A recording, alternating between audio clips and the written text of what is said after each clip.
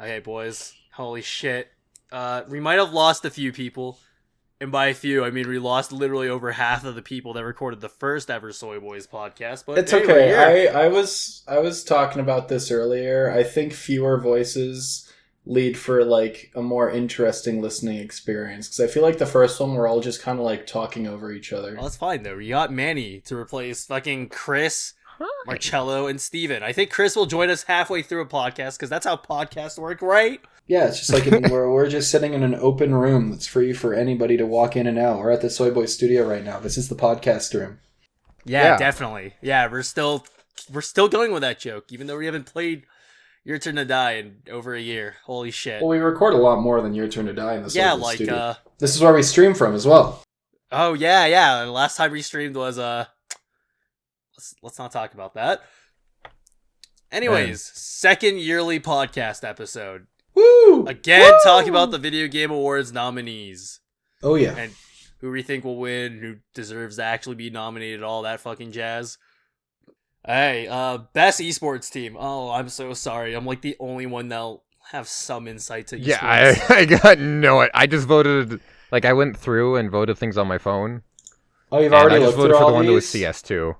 I haven't looked at all these. I kept myself blind for the podcast. Oh, okay. I didn't know I was going to be on this podcast until a few hours ago, so. Yeah, it's all good. I'm going to say it right now. It's probably going to be T1 because fucking Faker. It's probably going to be T1, but, like, I could also see it being, like what I will say is if it's a league team, it will definitely be T1.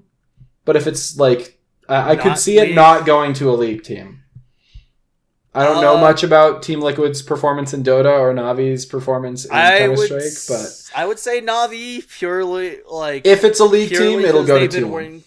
It'll probably go to T1. Yeah, it probably will. Just like this is like their 5th or 6th time winning Worlds. Like they're fucking this is like insane. 8th. This is like Faker's 8th Worlds at least. Holy crap! So they're just goated at League. Oh yeah, no, he's the Michael Jordan of esports. Yeah, damn, Faker's all nuts. Right. Have you seen that video of Faker like smashing his head in the wall because he didn't play very well in a match? I think I did see that. That was a little disturbing, if I'm honest. Yeah, it's okay. That's what happens when you're gamers. Okay, let's just go to the next one. Best esports athlete. Yeah, we can kind of. This is kind of the lightning round for me personally. This is the lightning round. I have no skin in this game. It's gonna be Faker. It's gonna be Faker. Sorry, if it's a league player, it'll be Faker, but I could also see it going to any of these other guys. But I don't follow esports. I don't know any of these guys' performance. So see, that's the thing, ZywOo. If we're gonna talk CS, because I know CS, ZywOo is like considered the best or second best at least player in the world right now for Counter-Strike. Okay. And Alexi B is only on here because Navi. Yeah, I mean he's an IGL, but at the same time, yikes. Everyone else, I am not sure. He had 33s on here because, like, he's on the Liquid Dota team. And literally everyone on here is on a nominated team, with the exception of, like, ZywOo, I think. So does that mean that he's, like, extra good, or, like, what does it mean that he's He is, like, he might be the GOAT of CS right now. Okay, that's cool. Okay, I can see. But Faker also has 8 fucking championship wins. But the other thing that I do think that goes like that's like against Faker is that I'm pretty sure he's already won this award like multiple times. So I could see them like conceding it to someone else because like voters fatigue. Goddamn, yeah. But if it is a league player, it'll probably be Faker. It will be Faker.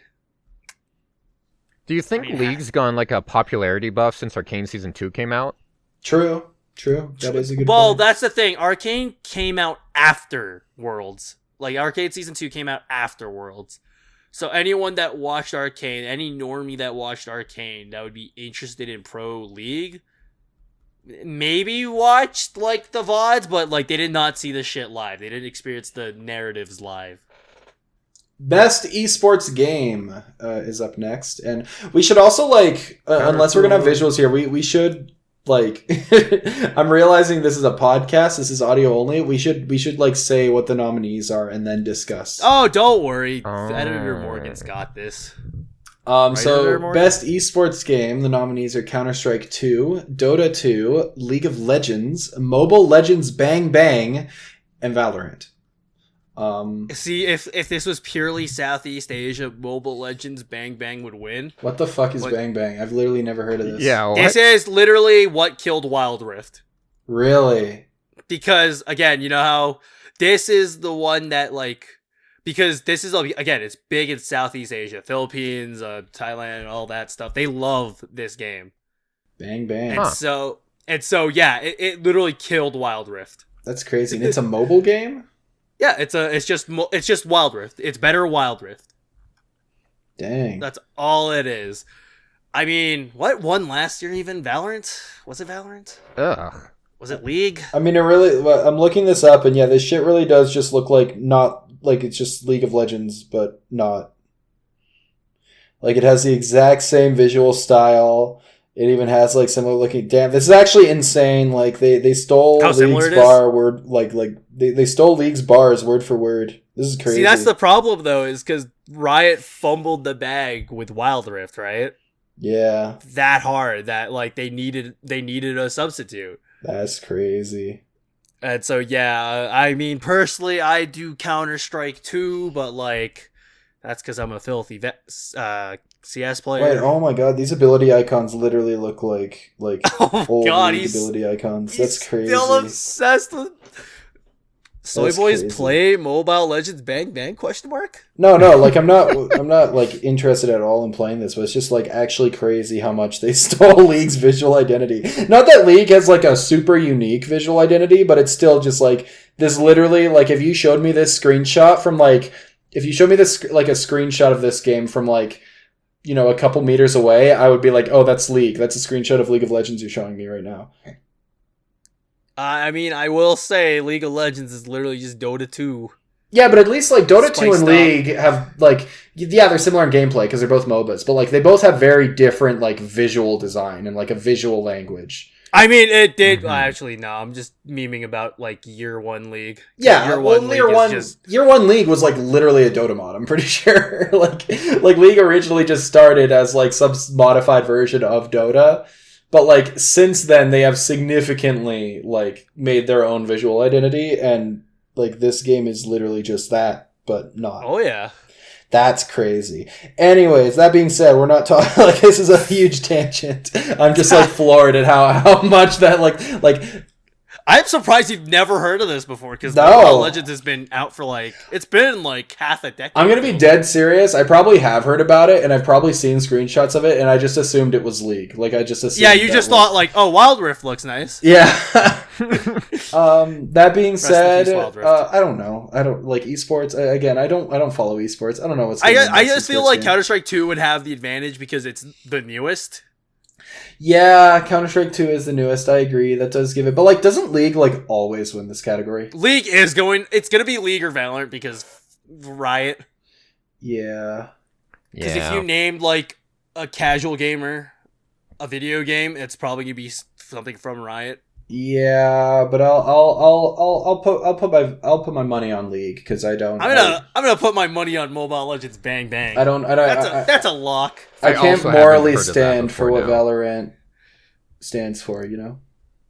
What does Valorant even stand for? Fucking ripping off CS? I don't know. It's popular and trendy, and I hate it. I mean, that is the Everest lifestyle. It's just like, I don't know, I feel like, no, we don't have to go onto this tangent. I just, like, Valorant feels like it's trying so hard to be like, oh, look how cool this is. Aren't we epic? Isn't this game, like, awesome and cool and trendy? And people fall for it. Nutshell. That's Riot in a nutshell. I know, but it's just like, it's not just Valorant. That's League. That's TFT. That's all of them. Like, gamers need to stop falling for these traps. I think, like, everybody should just like play a Suda 51 game, and then literally all I know is 2XKO is going to come out next year, and I will play that. There should be like a gamer license, and then like you have to play some like pretentious arty bullshit before you're allowed to like. Yeah, you better play. Thomas is Alone is not pretentious arty bullshit. I'm talking about like, the beginner's guide. The beginner's guide. That's a good one.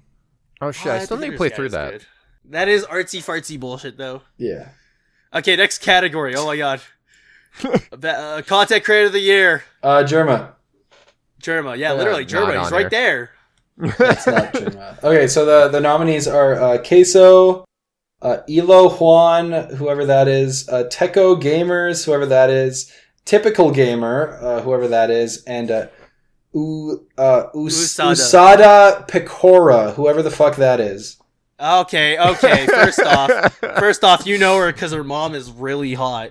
That's Second true. Her off, mom is really hot. Do not let Queso being in the Content Creator of the Year award nominees distract you from the fact that Pekora owns a monkey. What? Wait, what? Search up Pekora monkey because it's a tiny monkey. Actually, I'll just do it right now. I have the screen. No, yeah, you have the power. You have the touch. She owns look at this monkey. Holy shit, I don't think that's a monkey. I think that's a lemur. I was gonna say, Something. I don't think that's a monkey. She calls it a monkey. Okay, Let's well, see.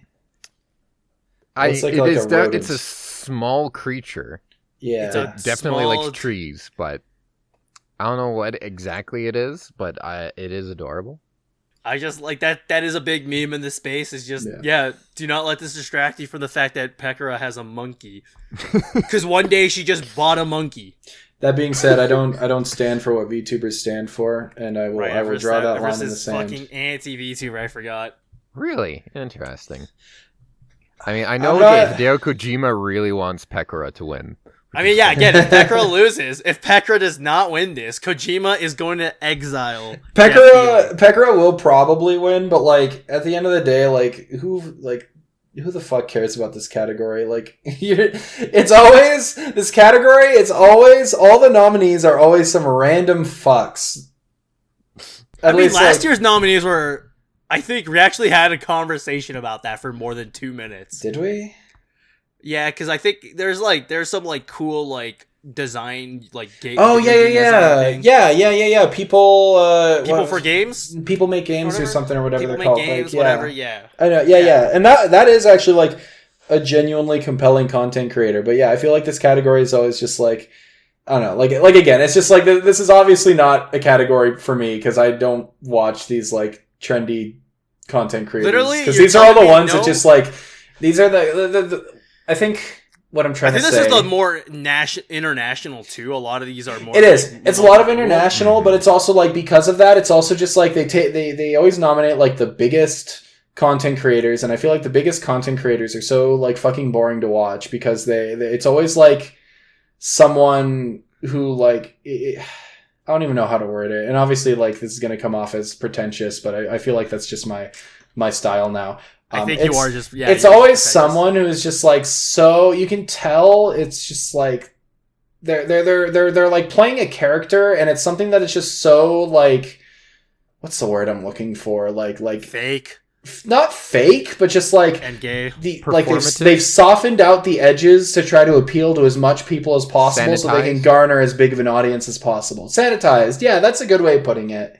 It's sanitized, and I'm looking at Pecora and Queso, and I wouldn't say that's the case for them, and I don't watch any of these other ones, but I also just feel I don't know, I've watched stuff from both, and I'm just this feels so unpersonal.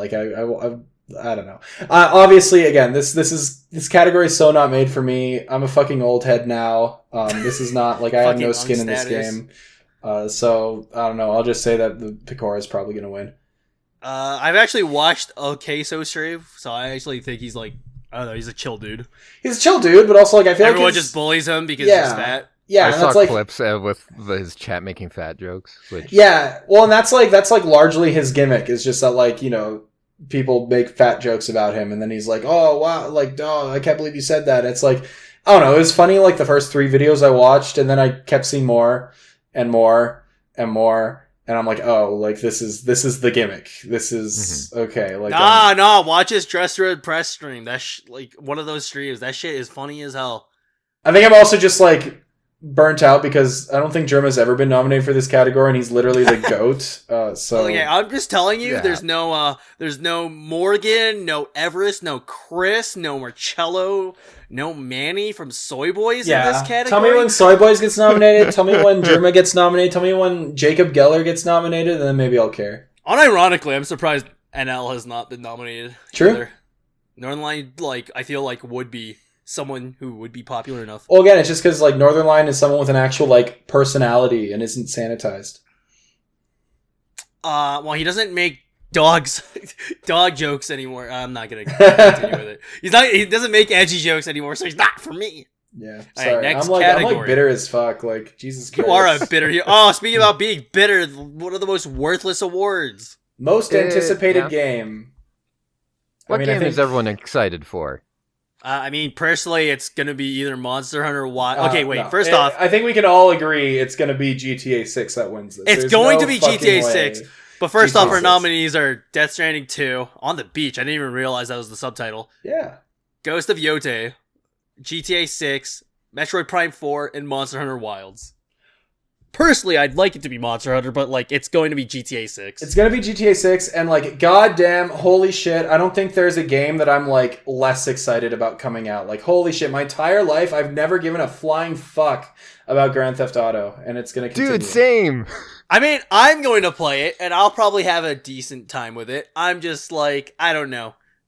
Like, it's going to be a GTA 6. I'm going to get 5 stars, do fucking flying tank bullshit. Well, again, and that's it. Is that like, and obviously, again, I'm old, I'm bitter, I'm pretentious as fuck. But it's like, oh, I can't wait for the next GTA game. I can't wait to drive and shoot gun at people and drive and rob people. Yeah, and shoot gun. Did I mention you shoot gun in Grand Theft Auto and you drive? Did I mention that?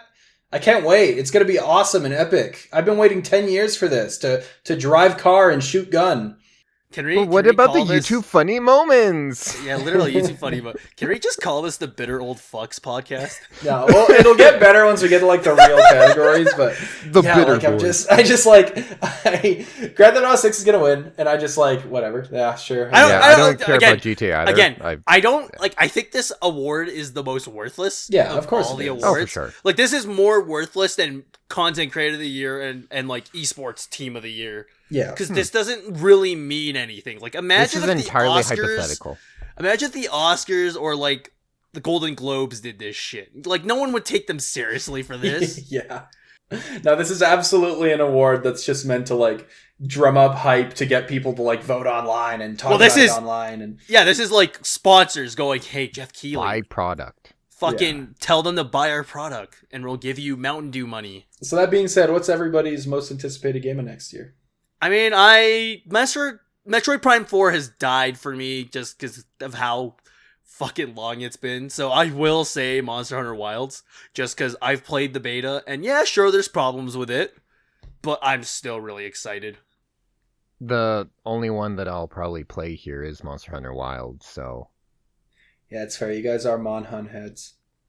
I'm actually not. This could be my first real Monster Hunter game that I don't just like dabble a few hours in. Oh, really? I thought you had played the other ones. Okay. Nope. No, it's just me. You're telling me you're not going to play the Ghost of Woke? Yeah, Ghost of Woke. I can't believe. I can't believe they as woman. I can't believe they put woman in a game. That's crazy. Like, how woke do you have to be to like put a woman in a game? That's actually insane. I like how we have not talked about Death Stranding 2 besides its subtitle at all. It is also worth mentioning. We are joking. I hope that's obvious. But no, again, Everest hates women. I do not hate women. And like, I don't know, I never played Ghost of Tsushima, but my brother really likes it, and I know a lot of people that really like it, so I'm sure Yote will be good. I'm excited for Death Stranding 2. I need to play the first game still. I am going to have a controversial take of, it's aight. Yeah. I don't know, Ghost of Tsushima, like, again, I only have like 4 or 5 hours just because it didn't hook me as well. Mm-hmm. Also, as it could have been, like, I don't know. I guess I didn't answer, Punch. but Prime 4 is my most anticipated game. It has been my most anticipated game. It will always be my most anticipated game. For the last 15 fucking years of my life, I've been waiting for this shit. That's how long, oh my god, that's how long that announcement's been, huh? No, the announcement, I think it's like a decade at least, right? No, the announcement was 2017. Not the announcement, sorry, just like, waiting on a Prime game. Prime 3, which ended with a tease of like something to come, Prime 3, I believe, came out in 2008. Fuck me. Which was 15 years ago. 16 years ago. Just don't get your hopes too up. Nope, they're already sky high. Okay. Best adaptation. And this is a real category. So why the hell is Tomb Raider even here? Like, did they just I don't know. not I saw have enough people. entries? Okay, yeah. Nominations for best adaptation are Arcane, Fallout, Knuckles. I forgot that came out this year. Like a Dragon, Yakuza. I didn't even know that came out. Fucking yeah. And Tomb Raider, the fucking Netflix one. Did Like a Dragon come out? Yep. It came out like a month ago. I mean, I wanted to watch it, but at the same time, I'm just like, it'll be mid. We gotta watch it. This is another. I mean, I could see it going to Fallout, but I feel like Arcane's just gonna take it. It's like the new Arcane's gonna Hotness. take it because it has the recency bias. It's recency doesn't bias. Arcane have? It is also like really good. It is really good. But I haven't watched it yet. Knuckles. No one watched it because no one subscribed to Paramount Plus. Yeah. No one's watched Like a Dragon Yakuza because again, like it barely got advertised. It got advertised for like a week, and it just had a stealth release basically. Tomb Raider, Twitter, I saw freaking out about her muscles. Yeah, see, they made a big mistake giving her muscles because that's woke. And I mean, my problem with Tomb Raider is just Lara Croft is a boring ass character, but you know, whatever. I mean, have you watched the show? I mean, I'm talking about the remake games, which I'm assuming this is based on. And actually, even the older games. I hate the older games. I don't know exactly what it's based on, but like, this is supposed to be like kind of I think like a setup for her fully becoming Tomb Raider or something. Like, didn't we have like 3 games of that though? I don't know. It's either before the third game or after it. But from what I hear, it's like they just did their own thing, where it's like, okay, people like fans of the games. It's not really the Lara Croft that they've actually played as. Yeah, but that Lara Croft sucks. Okay, the but Crystal this one Dynamic isn't games great are either. fucking bad. I like the first Tomb Raider reboot. I think first Tomb Raider reboot is look at her suffer. Wow. The tubes are cool though. I like the gameplay. That's the thing. I like the gameplay. Yeah, the gameplay's awesome, and I mean, I just don't like the story. We are grumpy old men. Bitter old Flex podcast. It By has the definitely way, rough okay, parts. let's get away from Lara Croft. Yeah, Doesn't fair. Arcane and Fallout both star what's her name? Ella Purnell, yeah. Yeah, that's funny. So either she has a fucking 1 in 30 chance of winning this, basically. I mean, she won't win it, but yeah. She's basically winning it. Nah. Also, all I know is Macaulay. I'm excited for Fallout Season 2 because Macaulay Culkin is apparently going to be in it. What? Yeah, that'll Really? be funny. Yeah, he got casted. They didn't give him a character, but he's going to be in it. Oh, I hope he's like. I hope he's a ghoul of some kind. I don't know if they're specifically like gonna, because like, spoiler alert, if you haven't watched the show, but like they tease New Vegas at the end of the TV show. I'm wondering if they're going to actually include characters from the game New Vegas, or if they're going to do kind of similar to this, where it's like all original characters. Well, this is Imagine basically if you after. This is after, right? All the Fallout games, so I think so, but they could still I could still see them finding ways to. because they're probably not gonna put Benny in this. Imagine if he like wins a lottery and runs up and says, I'm the winner," and then just gets blasted. That would be funny. No, you shoot at the rock. The fuck? All right, next category. Best multiplayer. The nominees are Call of Duty Black Ops 6, Helldivers 2, Super Mario Party Jamboree, Tekken 8, Warhammer 40k Space Marine 2. I mean, Personally, I would really probably- love to see Helldivers 2 take the W. I want Helldivers 2, and I think I it don't does think have it's somewhat of a Helldivers shot. 2. I don't know. I mean, like, this is strictly for multiplayer, right? So I think for the multiplayer experience, out of these, Helldivers would probably be the best overall. Yeah. I mean, I think Tekken 8 and Super Mario Party fit certain niches. So you're going to have like Nintendo fans and fighting game fans say, no, this is better. Yeah. But like, as good as Warhammer 40k is, I hear the multiplayer isn't. I mean, it's not bad, but it's kind of grindy and it's not as strong as the campaign. It's a co-op shooter that has a multiplayer. Yeah, So it's either going to be mid or or bad. The only time I've played like a single player game where they tacked on a multiplayer where I enjoyed it was like Max Payne 3. Yeah. And Max Payne 3's multiplayer lasted a month. I actually went crazy into Tomb Raider multiplayer. There you go.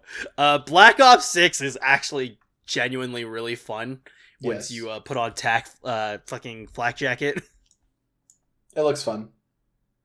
Personally, I'm voting for Helldivers 2, just because that is probably some of my favorite like co-op memories or multiplayer memories in general came from that game for this year. I agree.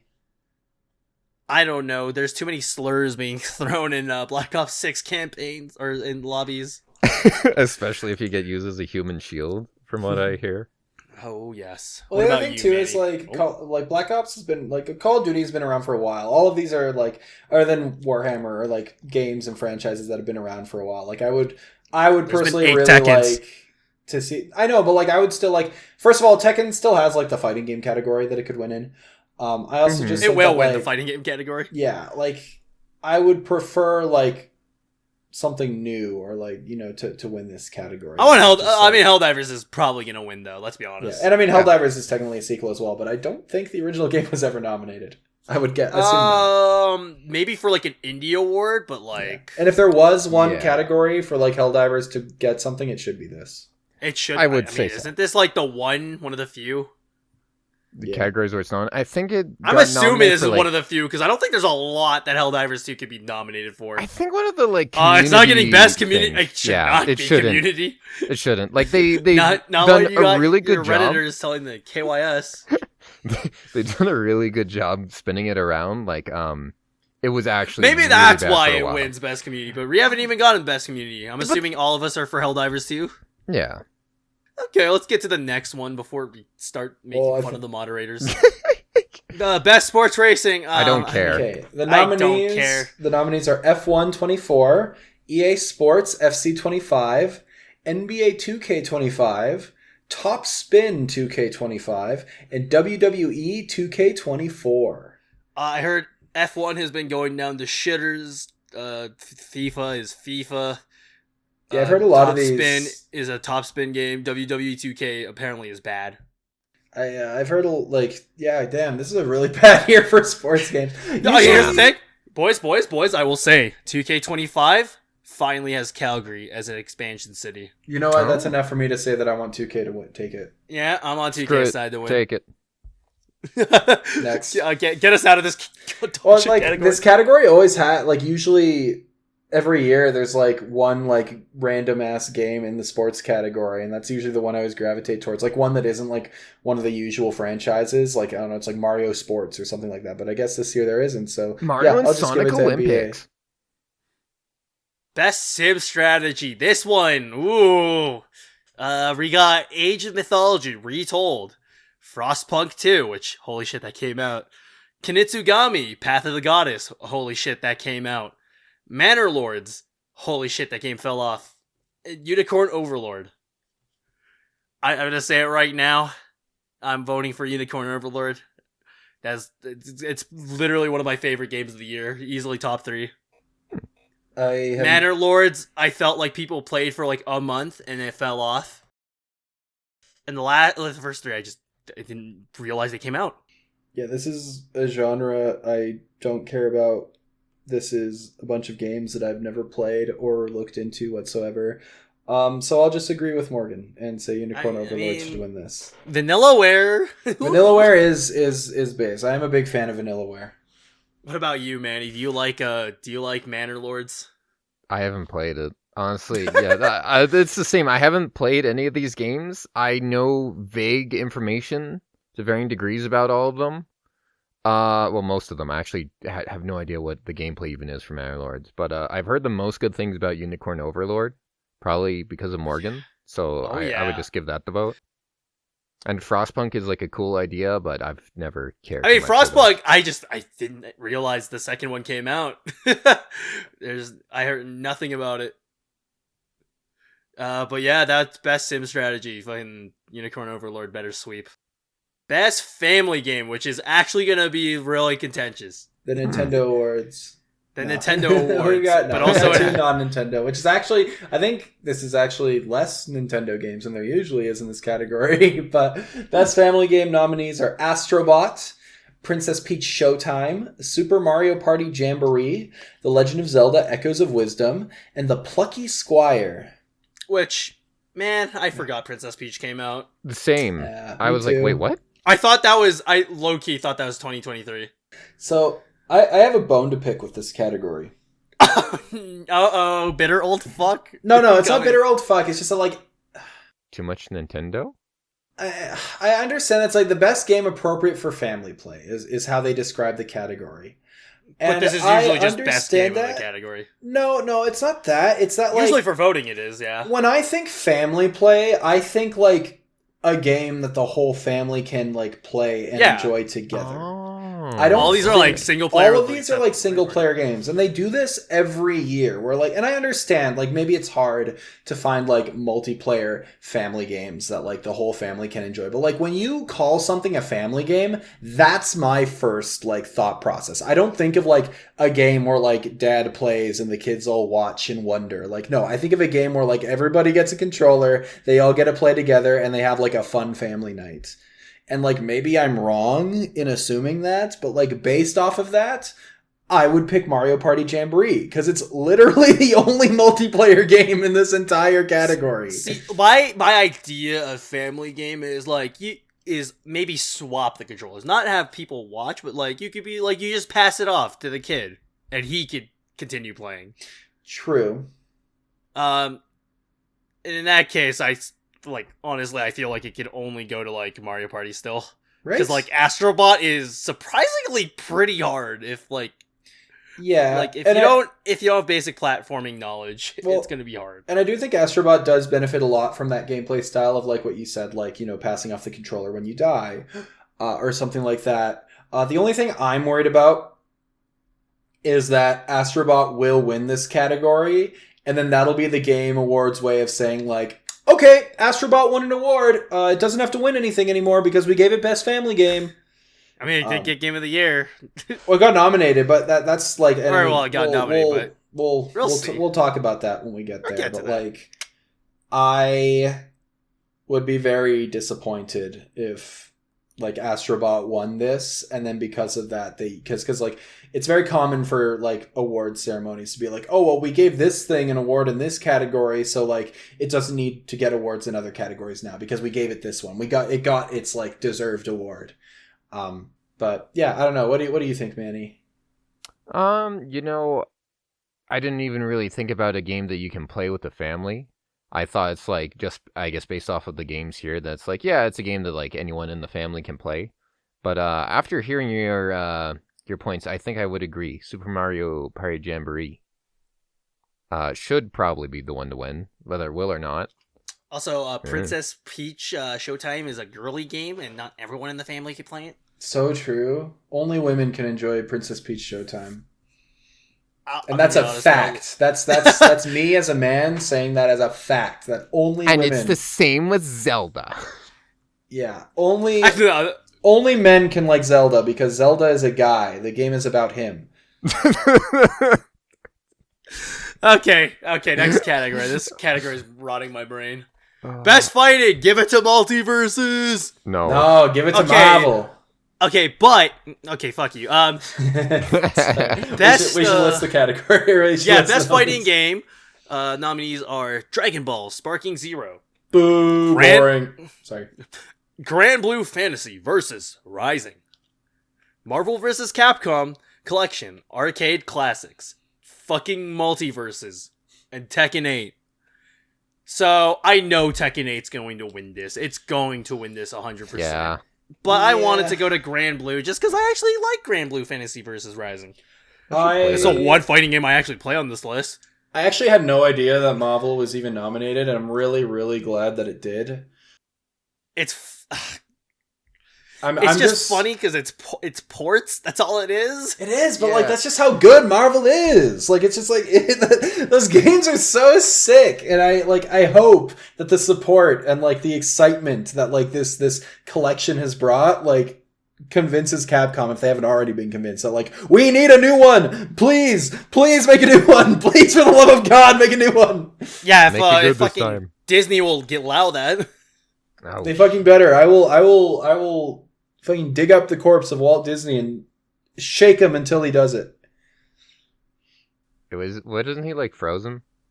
Yeah, he was frozen, Everest, you goofy bitch. I will unthaw Walt Disney and shake his fucking corpse until he.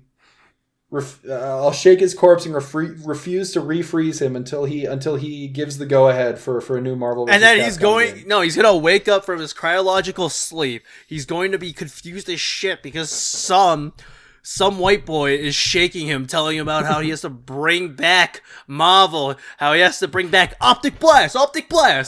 I'm gonna shake Bring him back Berserker Barrage until he brings back Marvel, and then I'm not gonna refreeze him until he looks me dead in the eyes and tells me that Jean from God Hand will be in the new Marvel vs. Capcom game. Yo, that would be awesome. Right? I feel like Walt Disney would have a stroke if you showed him Marvel vs. Capcom. He'd just be freaking the fuck out. He's like, "Where's Mickey Mouse? Where's Donald? What? Why isn't my duck doing the Nazi salute?" Unironically, like someone like Donald Duck or Mickey Mouse would be like a banger DLC character for Marvel vs. Capcom. It'd be funny. That would be fucking awesome, especially if they did like the toonified versions of the characters or something, and they've got like total like tune logic in their moveset. Like that would be fun as fuck. I mean, hey, fucking Marvel vs. Capcom 4 roster video coming out never? Oh yeah, we should do that. Why haven't we done that yet? That but also Howard the Duck for the Marvel side. Oh, Howard the Duck versus Donald Duck? Come on. Wait, so is Donald Duck the Capcom side? Oh, you're right. They would both be. No, yeah, I guess they would. Yeah, you know what? Yeah, Donald Duck's on the Capcom side. I mean, they've made Disney Capcom games.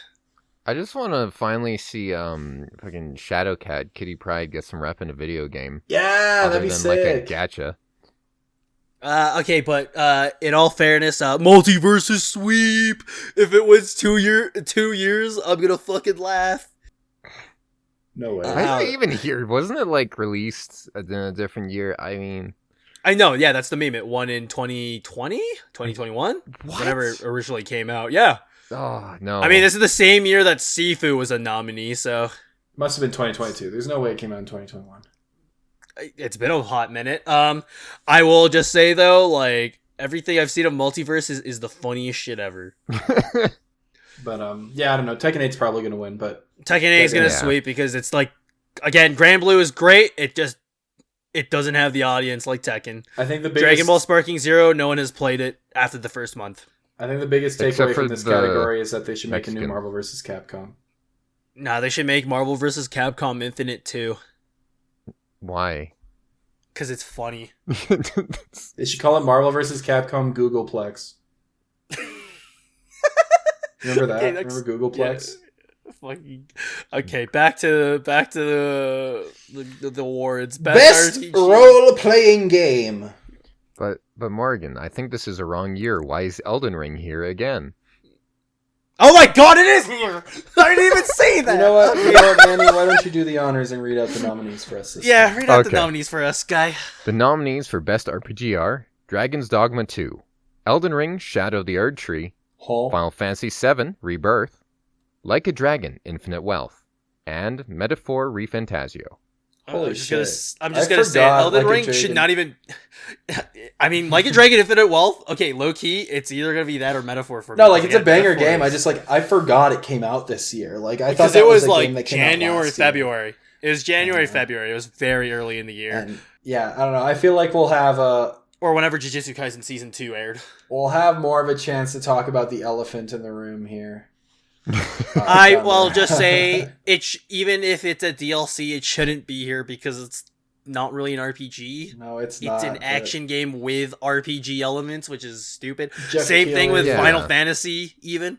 Jeff, I can understand Final Fantasy VII more than Elden Ring because it's at least still like a game. Like it's a full packaged game. Like it is. No, I'm just saying it's not an RPG though. Yes, it is. What the fuck else would it be? Nah.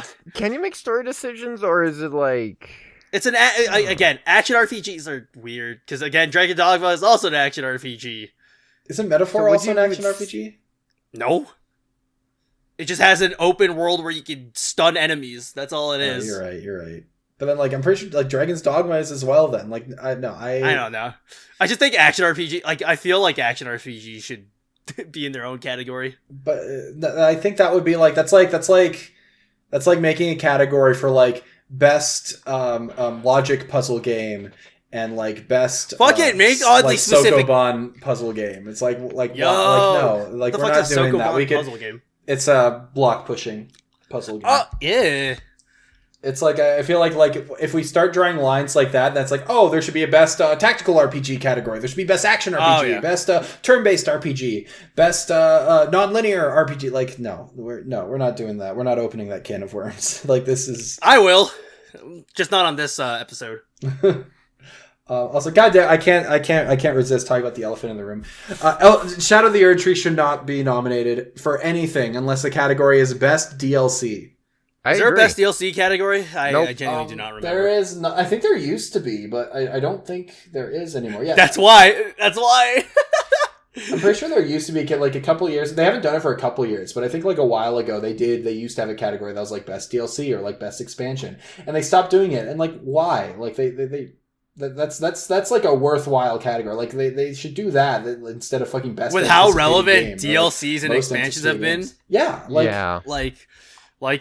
Shadow of the Erdtree. Yeah, and that category specifically would be a great way to like give attention to. And I mean, like, I guess technically their like solution to that, because I was gonna say it's a good way to give attention to like live service games, but like I guess the way they do that is just from like the best ongoing game. I think is like kind of what ended up replacing best DLC. But like I still think best DLC or like is like a worthwhile category, because you can include expansions, you can include DLCs, and like that is where Shadow of the Erdtree can be nominated, and that is where I'd be like, yeah, you know what, it deserves the win. But like, no, it's not a game, it's a fucking DLC, and yes, it's a massive DLC, but like, no, this is just Jeff Keighley has a fucking boner for From Software because he knows it brings in the clicks, it brings in the views, and he is just gonna keep fucking doing what he can to bring in the views, because that's all he cares about. And wait, you're telling me Jeff Keighley doesn't care about integrity? No, of course not. I mean, I know you're being facetious, but like, I could talk about this for fucking hours, and it's now it's probably not the time for that. I need to calm down. I will say, fucking Metaphor sweeps all these games. Yeah. What I hear, yeah. Sorry, no, you go ahead. I've been talking way too much. Like a Dragon Infinite Wealth is also like that's the thing. It's gonna be tied between those two for me, because from what I've heard, Dragon's Dogma 2 is a massive disappointment. Final Fantasy VII Rebirth is just another addition to the fucking FF7 remake. Yeah, that's like a part 2. No, that was. I mean, from what I hear, Metaphor probably is the best one here. I mean, I heard Dragon's Dogma 2 is like decent. It's really funny that people got mad at the microtransactions, even though you can get everything in the game for free. Like, it's weird that you can buy a bunch of like whatever shit that you can get in game, but it's not for people like that are too lazy or want a fucking advantage. Yeah, but it's not exclusive. It's not like buying extra save profiles in Metal Gear Survive. It's holy shit! Don't remind me of that. Oh my fucking god! Metal Gear Survive 2, make that a real thing. Fucking drop Delta, Konami. But sorry, no, that was pretty much all I had to say. Sorry, did I cut you off? No. Yep. No, not at all. I was just we kept cutting you off, so I want to make sure that you gotta say what you wanted to say. I agree that Metaphor will probably win this. And I mean, I haven't played like any of these just because like I don't have time to play 100-hour RPGs right now. Unfortunately, I really wish. This one's actually might be shorter. I think I'm already 3/4 of the game, and I'm only like 40 something hours in. Okay. You got banger music. I might be wrong though. But Metaphor will probably win this, primarily because there's one game in this category that is nominated for Game of the Year, and that is Metaphor. So it will probably win this category. Will. That's usually how these kind of things work. Yeah. Okay. Next category: Best Action Adventure. Fucking, I hate that Silent Hill 2 is on this. What the fuck? Okay, Best Action Adventure games are Astrobot, Prince of Persia: The Lost Crown, Silent Hill 2, Star Wars Outlaws, and The Legend of Zelda: Echoes of Wisdom. I'm so okay. Why is okay? I am very biased towards Bloober Team, and I've not touched Silent Hill 2 or remake. Is this accurate to put it in action adventure? I mean, if there was one like there, you know, Is there a horror category? There is no horror category. Then That's it's the thing. probably here because it doesn't. Well, no, fit but elsewhere. here's the thing. There's also Best Adventure Game. Things do the Game Awards continue a trend that all fucking awards shows love to do, which is not give horror the respect it deserves. Which is crazy because this has been a very excellent year for horror games. There really should be a category for like best horror game at this point, much like there should be categories for horror movies in the Oscars and in other like movie awards. But again, you know, nobody but the Oscars gives has a horror problem the with being respect it old. deserves. Yeah, they do, but like I don't know, yeah, like again, that's old like a parts. whole can of worms I could also go into. That being said, if you were to slot Silent Hill 2 into a non-horror category, it would probably be action adventure. Again, I thought it would be better for Best Adventure. Is that its own category? I'm pretty sure Best Adventure. We've had this argument about action adventure. No, okay. no, it might be action adventure action. That's what it was. That's what it is. You're right. It is action game. So I guess this is the best category. Yeah. That being said, I would say this is the best category. I do think this is a really interesting list of nominees. I forgot Prince of Persia came out this year. Honestly, when we played that at PAX way back when, I really enjoyed it. Yeah, it was a banger. I didn't even realize Star Wars Outlaws came out.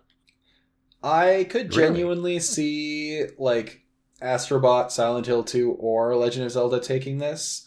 Yeah, this is like pretty close actually. I could see any of them taking it. That being said, similar sort of argument to what I said earlier about Astrobot. I could see it winning this category and then them being like, see, Astrobot won an award. It doesn't have to win anything else. I would personally, I would probably go for Legend of Zelda here. I think it's probably the best action adventure game from all of these. I mean, I haven't played all of them. In fact, Echoes of Wisdom is like one of the only ones I've played other than Astrobot. But it is like a genuinely fantastic game, and if like and then like the Game Awards love giving awards to Zelda games, so I could definitely see it taking it here. But really, like it could go any way between like Silent Hill 2, Zelda, and Astrobot. Okay, fence sitter, pick one. I said Zelda. Well, I wasn't listening because you were yapping. Give it to Astrobot. It's probably gonna be Astrobot. I really like Astrobot, so. Oh, I fucking love Astrobot. But I think in terms of action/adventure, Echoes of Wisdom edges it out for me personally. But Edge. Yeah. Hey, Manny, what are you voting for? I'd probably say Astrobot. So I haven't played any of these games because Outlaws is an open world RPG that I'm just fatigued from. It's a those Ubisoft massive game. Games. Yeah, Ubisoft especially, and it just didn't look interesting enough. Echoes of Wisdom, it's a Zelda game. It seems neat. It seems almost more like a puzzle game than. He doesn't have a Switch, so that's there. Yeah, I don't have a Switch. So, Silent Hill 2, I don't know. I just haven't gotten involved enough. Prince of Persia, I just have a bone to pick with this because I want to see a proper return to Prince of Persia.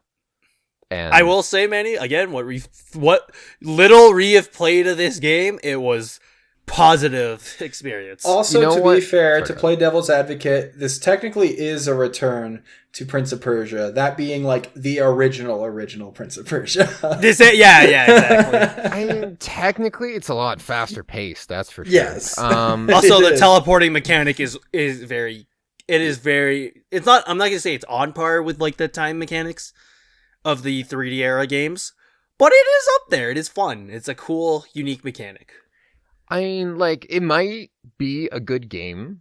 I'm not going to say it's a bad game, but I really don't like. I don't know. It's just like I like Prince of Persia games because you got some cool magic, really neat narratives a lot of the time. I think Yeah. the story in combination with the gameplay and how it's a mix of like action and puzzling, it's just a really nice little niche. And this is a different direction. Hope you like Metroidvanias. Yeah. What if we made our own? Shit, what was that? Hollow. Like this looks like Like Hollow Knight. Hollow Knight. Yeah. But they Yeah. just rebranded it with one of their IPs because they know that some people like it. So it's like, this isn't really a Prince of Persia. This is another game that they gave that IP for the Yeah. popularity boost. That's Man, fair. you just made some like Hollow Knight fan out there have a fucking aneurysm without knowing why. Well, and that being said, I would say I think Prince of Persia feels more like it takes inspiration from games like Castlevania than like Hollow Knight or Yeah, Metroid. like the DS Castlevania games specifically. But Yeah. I definitely see where you're coming from. Yeah, I just mean from like a general I know. gameplay perspective. I'm arguing semantics right now. Yeah. Everest is being that one guy on that podcast, that Like, one fuck. it I also just actually- wanted to make I it would clear, say, I'm not trying to it pick a fight with focuses- Hollow Knight people. I would say Hollow Knight is more about the sort of atmosphere and the vibes and of the game. It is very Souls-like in that regard, and so I would say that Prince of Persia actually calls upon more of the Castlevania side, which is a series that is very focused on fluidity and combat, along with the exploration and the upgrades. You Fair can't enough. see it, but I'm wincing. I winced throughout that entire fucking segment. Actually, Okay, next category. best action Oh, game. Stellar Oh, Blade. Gunnar Stellar Blade. Gunnar Blade actually got a nomination. Okay, best action games. We got Black Myth Wukong, Call of Duty Black Ops 6, Helldivers 2, Stellar Blade, and Warhammer 40k Space Marines 2. Now- Gunnar Blade, Gunnar Blade, I could still see, because from what I've seen, the gameplay actually looks pretty hype. When people aren't making jerk-off material. That being said, looking at the other nominees, once again, there is one game in this category nominated for Game of the Year, and that will. Oh my probably god, Black take Myth it. Wukong It is Wukong. It is Monkey Game. It is China #1. That will probably win this category. I was just gonna vote for it because, it has the popularity too. Yeah. Well, isn't this this was the most played game on Steam for its month? When it Yeah, but came that's out. that's China. That's China, but also everyone was streaming it. No, I know. It's just This had a weird ass, it wasn't even a marketing push. It just had such a crazy word of mouth Yeah, that everyone started playing it. yeah. I've literally never seen gameplay of it too. Isn't that crazy? I've seen Huh. gameplay and I look at it, I'm like, this looks like E3 gameplay. The only gameplay I've seen is the donkey video. I've seen some gameplay on stream too, and it's it looks pretty good. It looks like Yeah, I've heard it's solid. almost like Dark Souls light because you move faster, not because it's more superficial. So, Oh, it's Sekiro. Sekiro, I was about to say, that's just Sekiro. It's more Sekiro like, and you can equip Sekiro, different but Chinese. abilities and stuff. Gotcha. Yeah. And you can actually has where you can switch up your gear though. So I don't know. Yeah. Sekiro, but you play as Goku. Oh, so it's Neo. Maybe Shout it is out more Neo. maybe, I don't know, but yeah, that's probably gonna win. Yeah, Black with Wukong's probably gonna win. I think we can all agree to that. Next category, The real, wow, the real category. the Chris from SoiBois category, even though he doesn't touch it anymore. Best VR AR game. We got the Arizona Sunshine remake. Ugh. What the fuck is As- Arizona Sunshine? Fuck is that? It's a game that goes on sale constantly on Steam, and they basically gave it ray tracing, so that's why it justifies having the title remake. Oh, that's epic. Okay, sorry. Asgard's Wrath 2, Batman Arkham Shadow, Metal Hellsinger VR, and Metro Awakening. That came out. Christ. This is another I- category where I absolutely have no fucking skin in the game. I mean, I have a bone to pick that they decided to make an Arkham sequel, the next Arkham game, into For a goddamn VR. VR game. Thanks. Thank you so much for that. It really makes you feel like Batman. Metro Awakening, I'll just say Metro Awakening because it's literally a Metro game, and that's cool. Yeah, I'd vote for Metro Awakening because What about you, Everest? Do you care for Batman's, what the fuck is this Batman suit, by the way? what do you mean? I just see man. Yeah, it's just, I don't know. Yeah, man. Oh, rest in peace to that guy, by the way. It's Man Yeah. Arkham Shadow. I mean, again, I have no skin in this game. VR games, VR/AR games are getting a lot better and a lot cooler in recent years. I do specifically remember seeing the trailer for Asgard's Wrath, I think it was, and it looked pretty cool actually. So yeah, I don't know. I'll give it to Man. I'll give it to man. I'm just gonna say it right now. The games have been getting better. Technology has been getting more expensive. I mean, yeah, but that's a given. Fucking best mobile game. Oh my god, this is like a two-way tie. But the best mobile games are AFK Journey, Balatro, Pokemon Trading Card Game Pocket, which literally came out like a month ago, Wuthering Waves, and Zenless Zone Zero. I guess Pokemon Trading Card Game Pocket is like a game. It just came out. I know it just came out, but that's like, what bothers me. This is a weird category. I don't know. I feel like it's like cheating to put like all these games that are also. I mean, they all play on mobile devices. They all play on mobile devices, but like, I know for a fact, Balatro and Zenless Zone Zero have like console and PC ports. I don't know about the other ones because they don't. Wuthering Waves is like another Genshin, like I believe. Yeah, I know. I've heard Wuthering Waves is basically just like Genshin, but Korean Genshin, I think. But like, if I get it right. And AFK Journey, I actually tried playing it not too long ago because it's like the look and design of it appealed to me a lot more than like the Gooner bait games.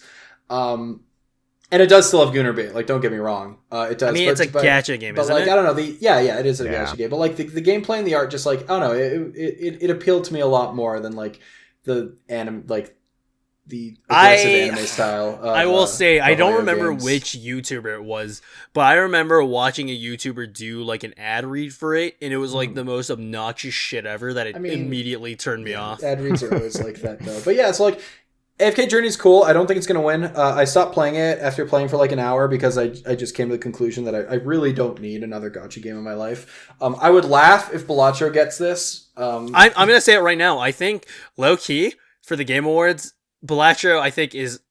I spoiled myself on that. Balatro has been nominated for like 5 different things. Yeah. I think this is potential for Balatro sweep.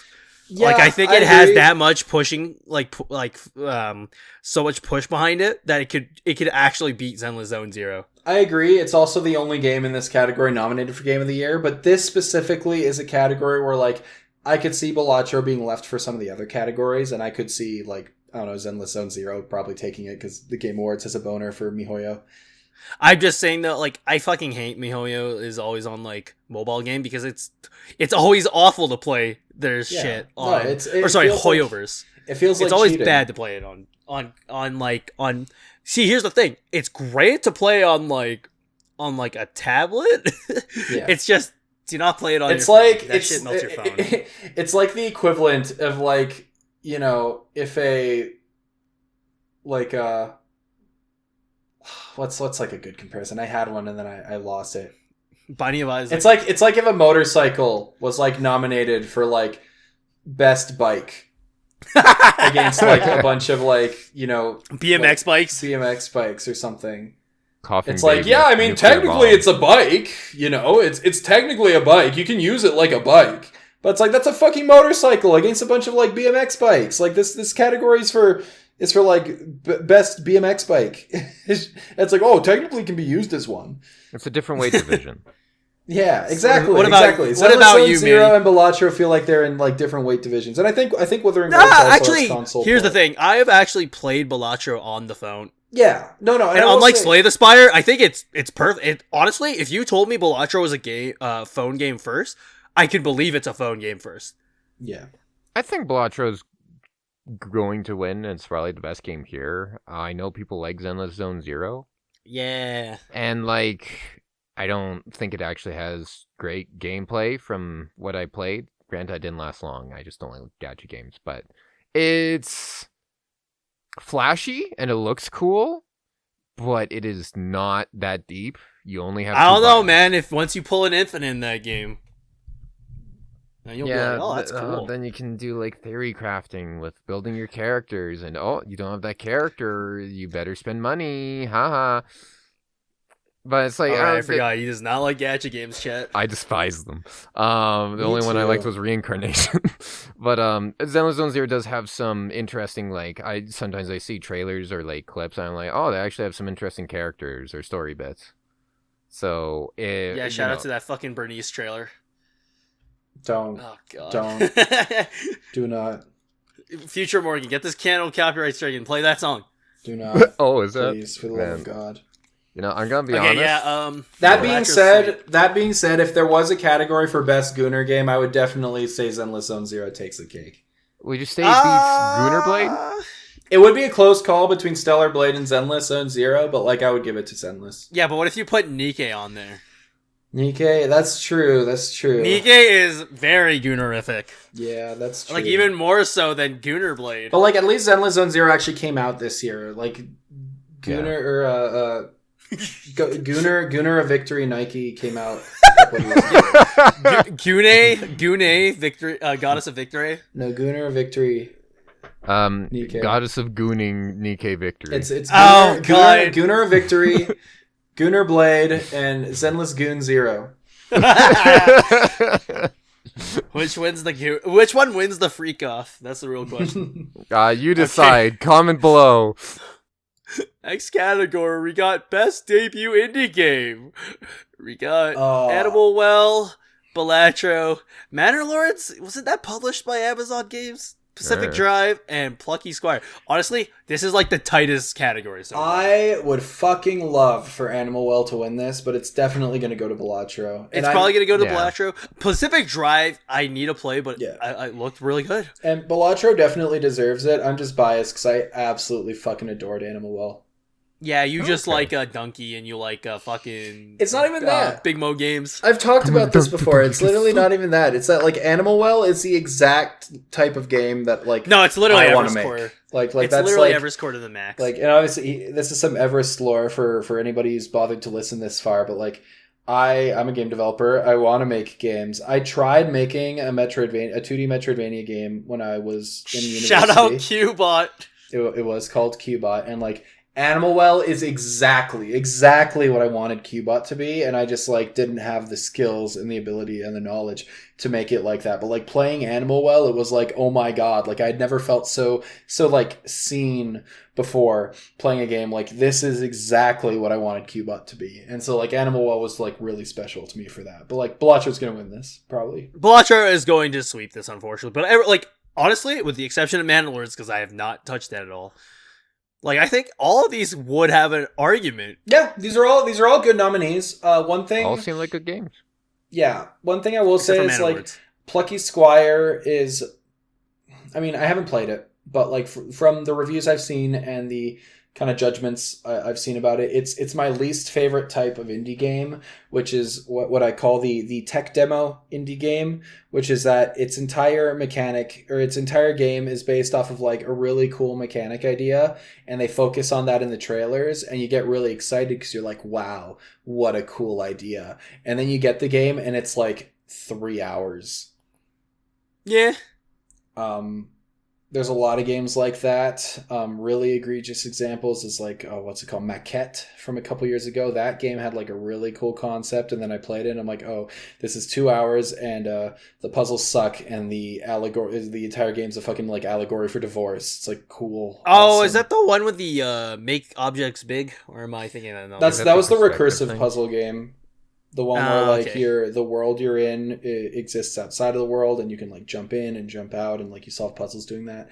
Superliminal is another good example where like I will give Superliminal at least like it does. Oh, that was like, enjoyable. I actually enjoyed that. That one is enjoyable. It's really fun. It also like I feel like it's one of the ones that like actually does explore its concepts like very fully. But that was another one where I think I was expecting just a little more, because I think that was another one where the game is like 3 hours. I still think it feels complete. And you're right. That might be a bit of an exaggerated example. Maquette is definitely an example of what I'm talking about. There's a couple other ones I can't think of off the top of my head. Whatever happened to that one game where you have like the Game Boy and you switch between like 2D? Oh, that's still in development. Okay. That was very like I think it was in a Next Fest, but that is very early. Okay. That was like a literal tech demo. Yeah, I feel like I've been talking about this category a lot. What do you guys have to say? Balatro sweep, unfortunately. Balatro is the only game I've put actual time into, and it's real good.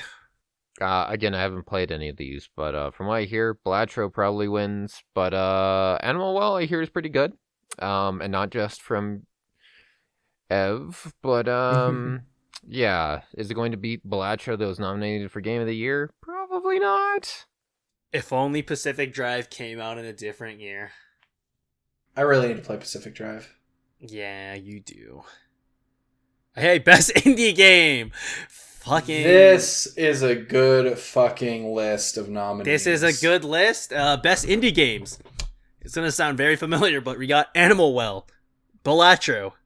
Actually, you read this one, Everest. I'm Lorelei.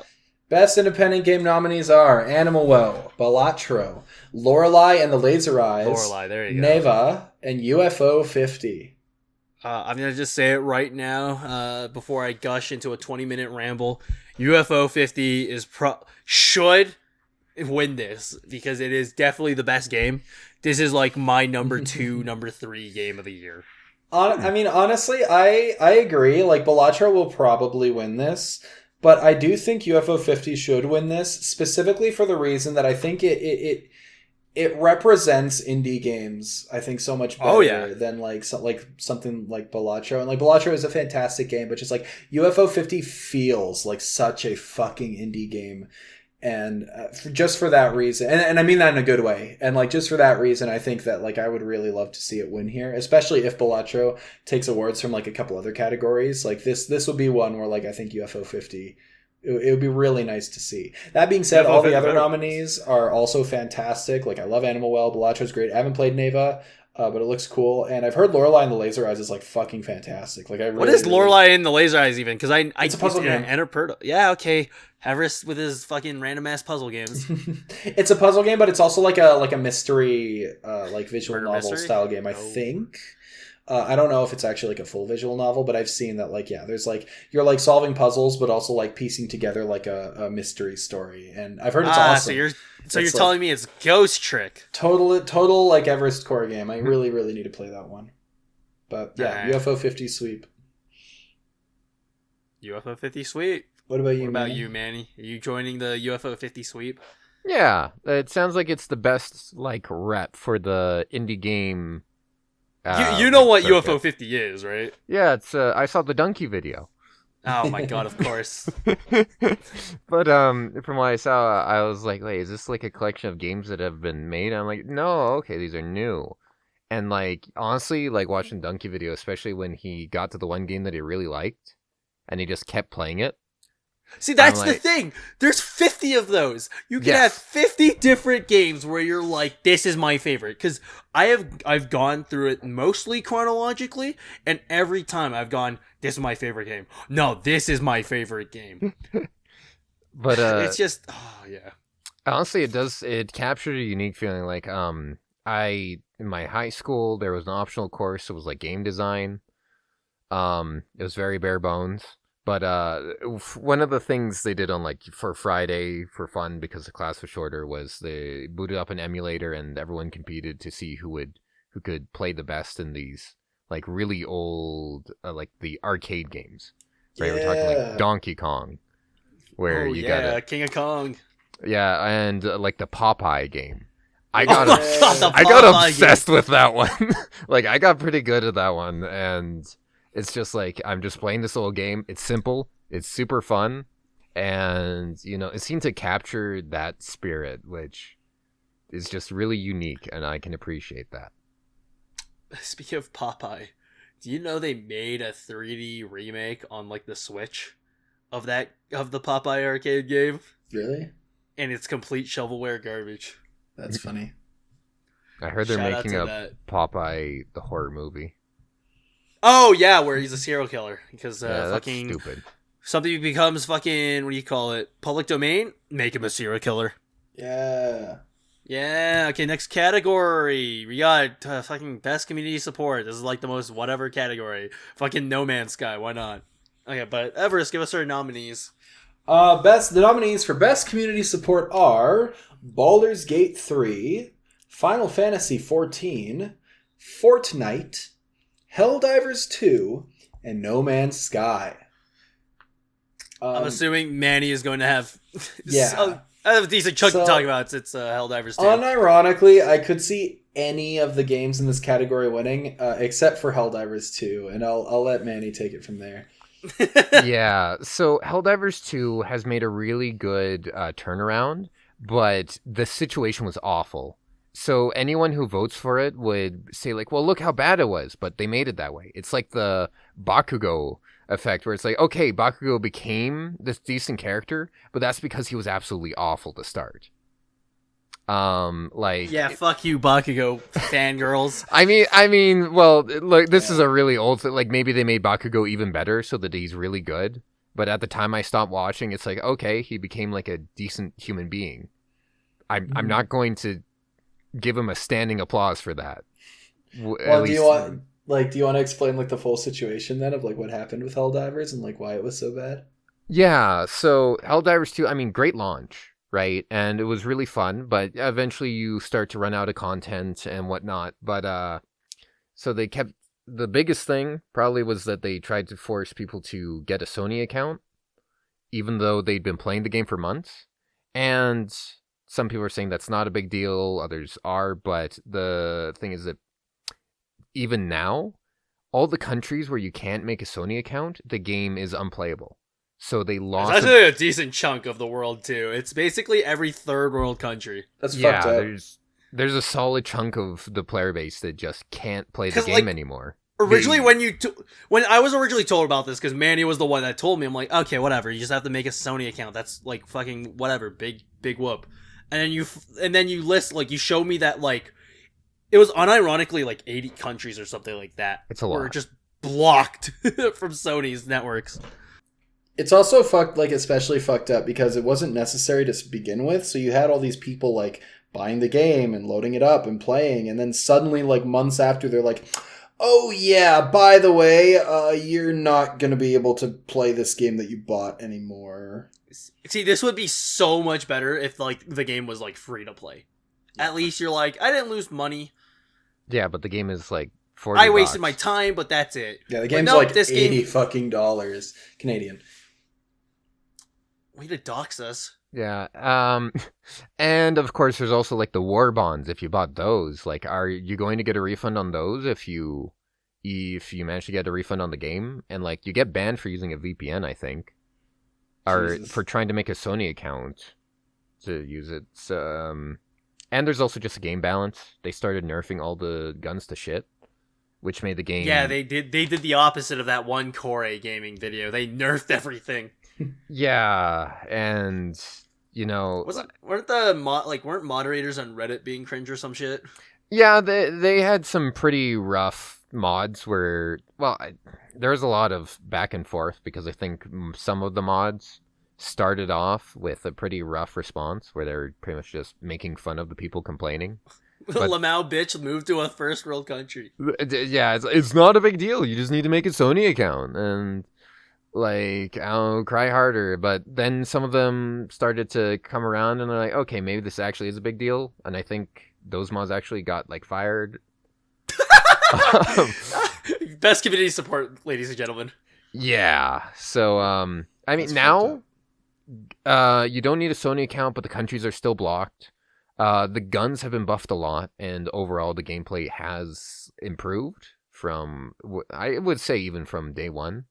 But after so many missteps, it does not deserve the award. The only way to play devil's advocate, like the only way you can like argue for best community support is just how like community is integrated into the game. Yeah, and that is it. That is really cool. I do really still like. Like the idea of like, hey guys, fucking let's all take this down. If you don't, we might be fucked. We might lose. Also, they like gave money to charity because the player base decided to save the children, which gave them no gameplay bonus. They just thought it'd be funny. Yeah. Okay, see, that's the arguments for best community support for Helldivers 2. But it's probably gonna go to FF14 for like the 15th year in a row. That's what I was gonna say. So like FF14, Fortnite, and No Man's Sky are all like critical darlings for this category. Like it's always one of these three for not only best community support but also best ongoing game. So like it's definitely going to go to one of those three. I feel if anything, if there's an upset, I could see it going to Baldur's Gate 3 simply because like the community support for that game is good, but also Baldur's Gate 3 won Game of the Year last year, so I could see don't know if it I could see them just straight up awarding, like giving it the award like just for that so they can have their like we did it Reddit moment. He did it, Reddit. So guys, just so we're they finally can here. take a game that everybody already loves, that already won a big award, just be like, oh, we gave it another one. Look at us, we did it, Reddit. I think the community is like half the reason I have not played Baldur's Gate 3. Oh, Baldur's Gate 3 is fantastic. I just think It's really everyone good. like who's talked about it on social media is like the most obnoxious human being. But yeah, I don't know. I could see it going anyway here. Like, Uh, I feel like you could just Well- like flip a 3-sided coin. I mean, no grandstanding. Pick one. Pick one. I will pick for community support. I'll pick Final Fantasy 14. I'm going FF14. I don't know about you, Manny. Has the community been dog shit for 14? as far as I've heard, no, it's been pretty good. I mean, some people didn't like this expansion as much as the last one, but like the last one was a finale to a multiple expansion like arc. Oh my god, it's like Destiny 2. It's like the final Um, shape. I fucking hate Destiny 2. Yeah, except Final Fantasy managed to pull it off. So yeah, I'll And say Square Final Enix Fantasy didn't fire 14. half its staff. To be fair, actually, yeah. To be fair, Destiny 2 pulled it the fuck off. They popped the fuck off with the DLC. It's just the fact that they fired their entire staff after its success. That's the fucked up part. Shout out Bungie. Shout out Sony. You motherfuckers. They literally, Bungie put their whole fucking pussy into that DLC, and they still all got fired. Like, how fucked up is that? But It's because you know. they were working on like 5 different projects, and they're like, Yeah. maybe Well, we shouldn't work on like 5 different things at once. At least the CEO was able to buy more luxury cars. Yeah, shout out to those auctions. Okay, best ongoing game. I'm gonna fucking zone out for this. I'll let one of you guys in the nominees. The nominees for best, or yeah, you know what, Manny, you haven't read one in a while. All right. The nominees for the best ongoing game are Destiny 2, Diablo 4, Final Fantasy 14, Fortnite, and Helldivers 2. Genuinely, I think Destiny 2 could have had skin in the game here if Bungie kept the momentum of the Final Shape and didn't fire their entire fucking staff. Because again, Final Shape was like that good. Like it was that good. Yeah. That like community spirit was like back up, everybody was hyped, and then they just dropped the bomb that like, oh yeah, it was successful, it was great, we're firing everybody. It's like, what the fuck? It'll probably go to Final Fantasy 14 or Fortnite. That again, it's like those are the critical darlings that always get this award. I would laugh if Diablo 4 got it. Diablo 4 does not, like, I'm sorry, I'm such a Diablo 4 hater. Diablo 4 does not deserve it. I would laugh if Diablo 4 got it, and I could potentially see Helldivers 2 getting it, just because like the game itself ongoing, is yeah, fun. the game is fun, and the ongoing experience is like completely unlike anything else on the market right now. It has made a big turnaround, although I Okay, still but, wouldn't like- give it to it. But like, where else would you be able to play? I put the 4Gs on, or whatever, fucking Glock in my Rari in Rock Band. Shout out Fortnite Festival. What a dog shit game mode. Yeah, I'm not the biggest fan of Fortnite. Just give us a Final Fantasy. I don't care, man. This category Final is Fantasy. fucking whatever. It was nice to have Nathan Fillion back. Yeah. Destiny 2, but Yeah, Nathan Fillion. Did he say more than 2 lines? Oh I yeah, don't no, know. his character is like the entire core of the expansion. Is it actually a Cade 6? Holy shit! I actually might have to play Final Shape. No, the DLC is a banger. Like the campaign is really fucking good. I did not hear that it was that good. But I Yeah, guess no, it's a banger. It's really good. Okay, who did you hear from though? Your dad? No, my dad Sorry, didn't we even have play to it. bring this up. You gotta bring up how your dad plays Destiny 2 because it's the funniest shit ever. So yeah, he likes to play everything, including PvP and like the only thing that he doesn't do this with is like raids where you need to communicate with people. He'll have his headphones and like a podcast or something playing, and he'll just play without sound. Nice. I fucking That's what I do. just- Well, I play with yeah, sound, but I like, turn doesn't off he the do music that and with listen to my story? own. Doesn't he do that with the story as well? Yes. Yeah. Imagine playing the Final Shape campaign with Yup. no audio No, like and Joe Rogan Experience playing in the background. the I don't DLC know was a what banger, podcast he listens to. and exploring the new like after finishing the campaign, spending the next like week exploring the location and getting all the exotics and doing all that stuff, like that was probably the most fun I've had in Destiny in a really, really long time. Oh, Like they showed the fuck up for the final shape. It just sucks that they all got rewarded by getting let go by Bungie, because Bungie's a shit company that doesn't know how to manage people and projects. Oh, but like, aren't you really excited to play fucking game that's gonna kill the finals? What the fuck was it again? Marathon? I thought Even that though- was being we'll see. built as an extraction shooter. Yeah, I'm in. Yeah, it's an extraction shooter. It's an extraction The shooter. finals is an extraction shooter. No, I'm just referring to that one. Was it Astacross? Astacross made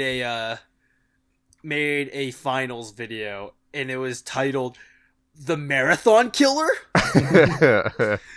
No, I'm interested in seeing more Marathon. I'm down for like a Bungie extraction shooter. I haven't played a lot of extraction shooters. Marathon is not even like, they're going back to the drawing board. Like, it's so early in development, they've gone backwards because of this whole what do you call it, layoffs fiasco. Yeah, we'll see. So we're not getting it for another 5 years. Yeah, but still, I'm interested to see what they cook with that. But yeah, I don't know. It'll Just play probably be Final Marathons Fantasy 1, 14. 2, and Infinite. beyond. They're on Steam now. We got a big category coming up here. Big category? Fucking... Oh my god. I'm even more checked out for this. All right. You know what, Everest? You're the wokey here. You read the categories. All right. The nominees for Woke Game of the Year is... Okay, the games for impact. The nominees are Closer the Distance, Indica, I don't know how you pronounce that, Neva, Life is Strange, Double Exposure, Senua's Saga, Hellblade 2, Tales of Kenzera, Zao.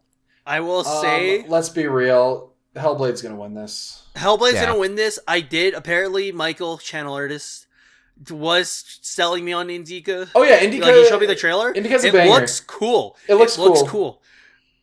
I hope Life is Strange doesn't get any votes, because I don't know, man. Fucking, when I found out when Chloe's not even in this game because she broke up with Max, and that the holy shit, you're just gonna spoil everything.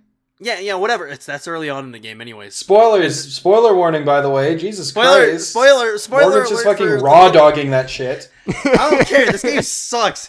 The fact that the kill the town ending is canon and you're not even with the girl afterwards is kind of cringe. What do you mean? They made a canon ending. I mean, it's cool. Multiple story branch. I actually like to be massive, fair, massive fucking balls to them for doing that. I don't know how. It's like how well it's handled, because I've heard this game is a mess, but like just the idea that they actually decided to make that the canon ending and made it like so that like all of it was basically for nothing because they break up anyways. Like, I think that's fucking awesome. It's cool, but again, like from what I've seen, I could be completely wrong here. It's literally just in her journal.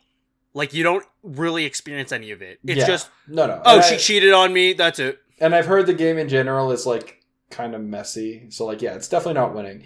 But like the concept of actually like committing to that, I think is like massive props to them for that. Also, I will say, even though Hellblade 2 is gonna win, isn't it like, I think people don't like it as much as 1.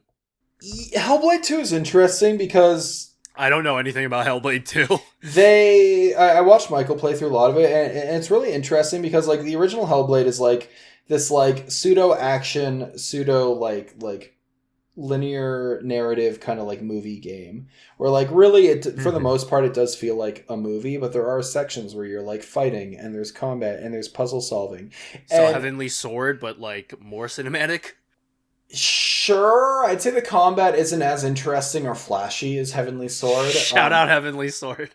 But yeah, and so like the really interesting thing with Hellblade 2 though is that instead of like just doing more of that, they decided to double down on like the cinematicness of it all. So like Hellblade 2 is even more of a movie than the first game was. And the first game was already like very much a movie. Which is a very interesting direction to go, and I think that's why a lot of people don't like it, is because like it's not really a video game. It's not really a video game. It's a movie.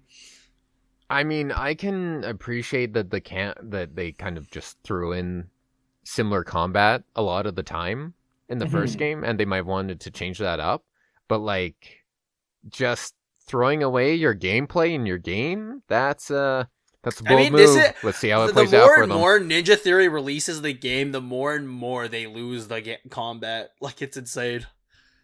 That being said, though, I think it will still win. I do think it's like the story that it presents is also like it's still interesting, but like significantly less so than Hellblade 1. The problem too, though, is that I feel like Hellblade in general is just a series, like a game and a series that like really did not need a sequel. And I think you can tell that the sequel was very much made because, you know, the investors wanted a sequel because the first one made way more money than they probably anticipated. Like, I'm not even trying to be like, because I like barely know anything about Hellblade. Is it literally about like a schizophrenic character? Pretty much. Kind of. It's like it's more, I'd say, like a character that's being affected with like PTSD. Okay, PTSD. There you go. And like I didn't know if it was schizophrenia or PTSD. I think they also hint at some kind of mental illness that's not PTSD that she's like born with and that her mother had. Yeah. Oh hell yeah! So it is schizophrenic. But I do love that, like, when Hellblade 2 was like announced, some people were calling it like Senua's Saga Hellblade 2: Therapy Has Failed. Yeah. Because the first game definitely felt kind of like this character. Well, yeah, was it the first game about self-healing of some kind? It is. It's about self-healing. It's also like her journey to kind of like get over and accept the death of her husband. Because that's really what the game is about. And then she does not get over it then. No, she does. She does. And that's why I do think Hellblade 2 is interesting, because it poses different challenges and like different things for Senua to kind of like wrestle with. It is also like, I do like the idea that like this affliction that she has is not cured by the end of the first game. Like, that was not the goal of the first game. The goal of the first game was for her to mourn and get over her husband. And I like that. To like, cope. Yeah, okay. It puts forward this idea that like whatever she's suffering from, it's not something that needs to be fixed. It's something that she lives with and she will continue to live with. And it won't get fixed. She just like learns to cope with it and learns how to handle it better. And in 2 she does, but she also does have like episodes where like it comes back and it's, you know, fighting against out of control. And so I like that aspect a lot, but yeah, I don't know. Now we're just kind of turning into like a discussion on Senua's Saga. I'm sure these are all, you know, great games. Indica looks really fucking cool. Indica is like the only one I know. Yeah, and I have no idea what Closer the Distance is. I like vaguely know what Neva is, and I know Tales of Kenzera, and like, yeah, it's cool, but like Senua's Saga is probably going to win this. The Game Awards fucking loves Hellblade 1. They'll give it to Hellblade 2. Yeah, didn't Hellblade 1 win like 5 different awards? It won a lot of awards. When it came. But yeah, okay, enough fucking wokeness. Now it's time for more wokeness. God damn it. Innovation and accessibility.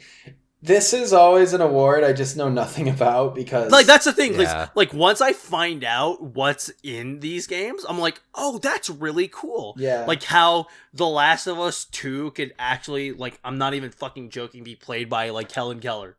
Like, it has so many accessibilities towards blind or deaf or and that shit's awesome. Like, more games need that shit, but because, like, you know, I'm just so privileged to not need to use any of that stuff. Like, this isn't stuff that I really pay attention to or stuff I really know a lot about.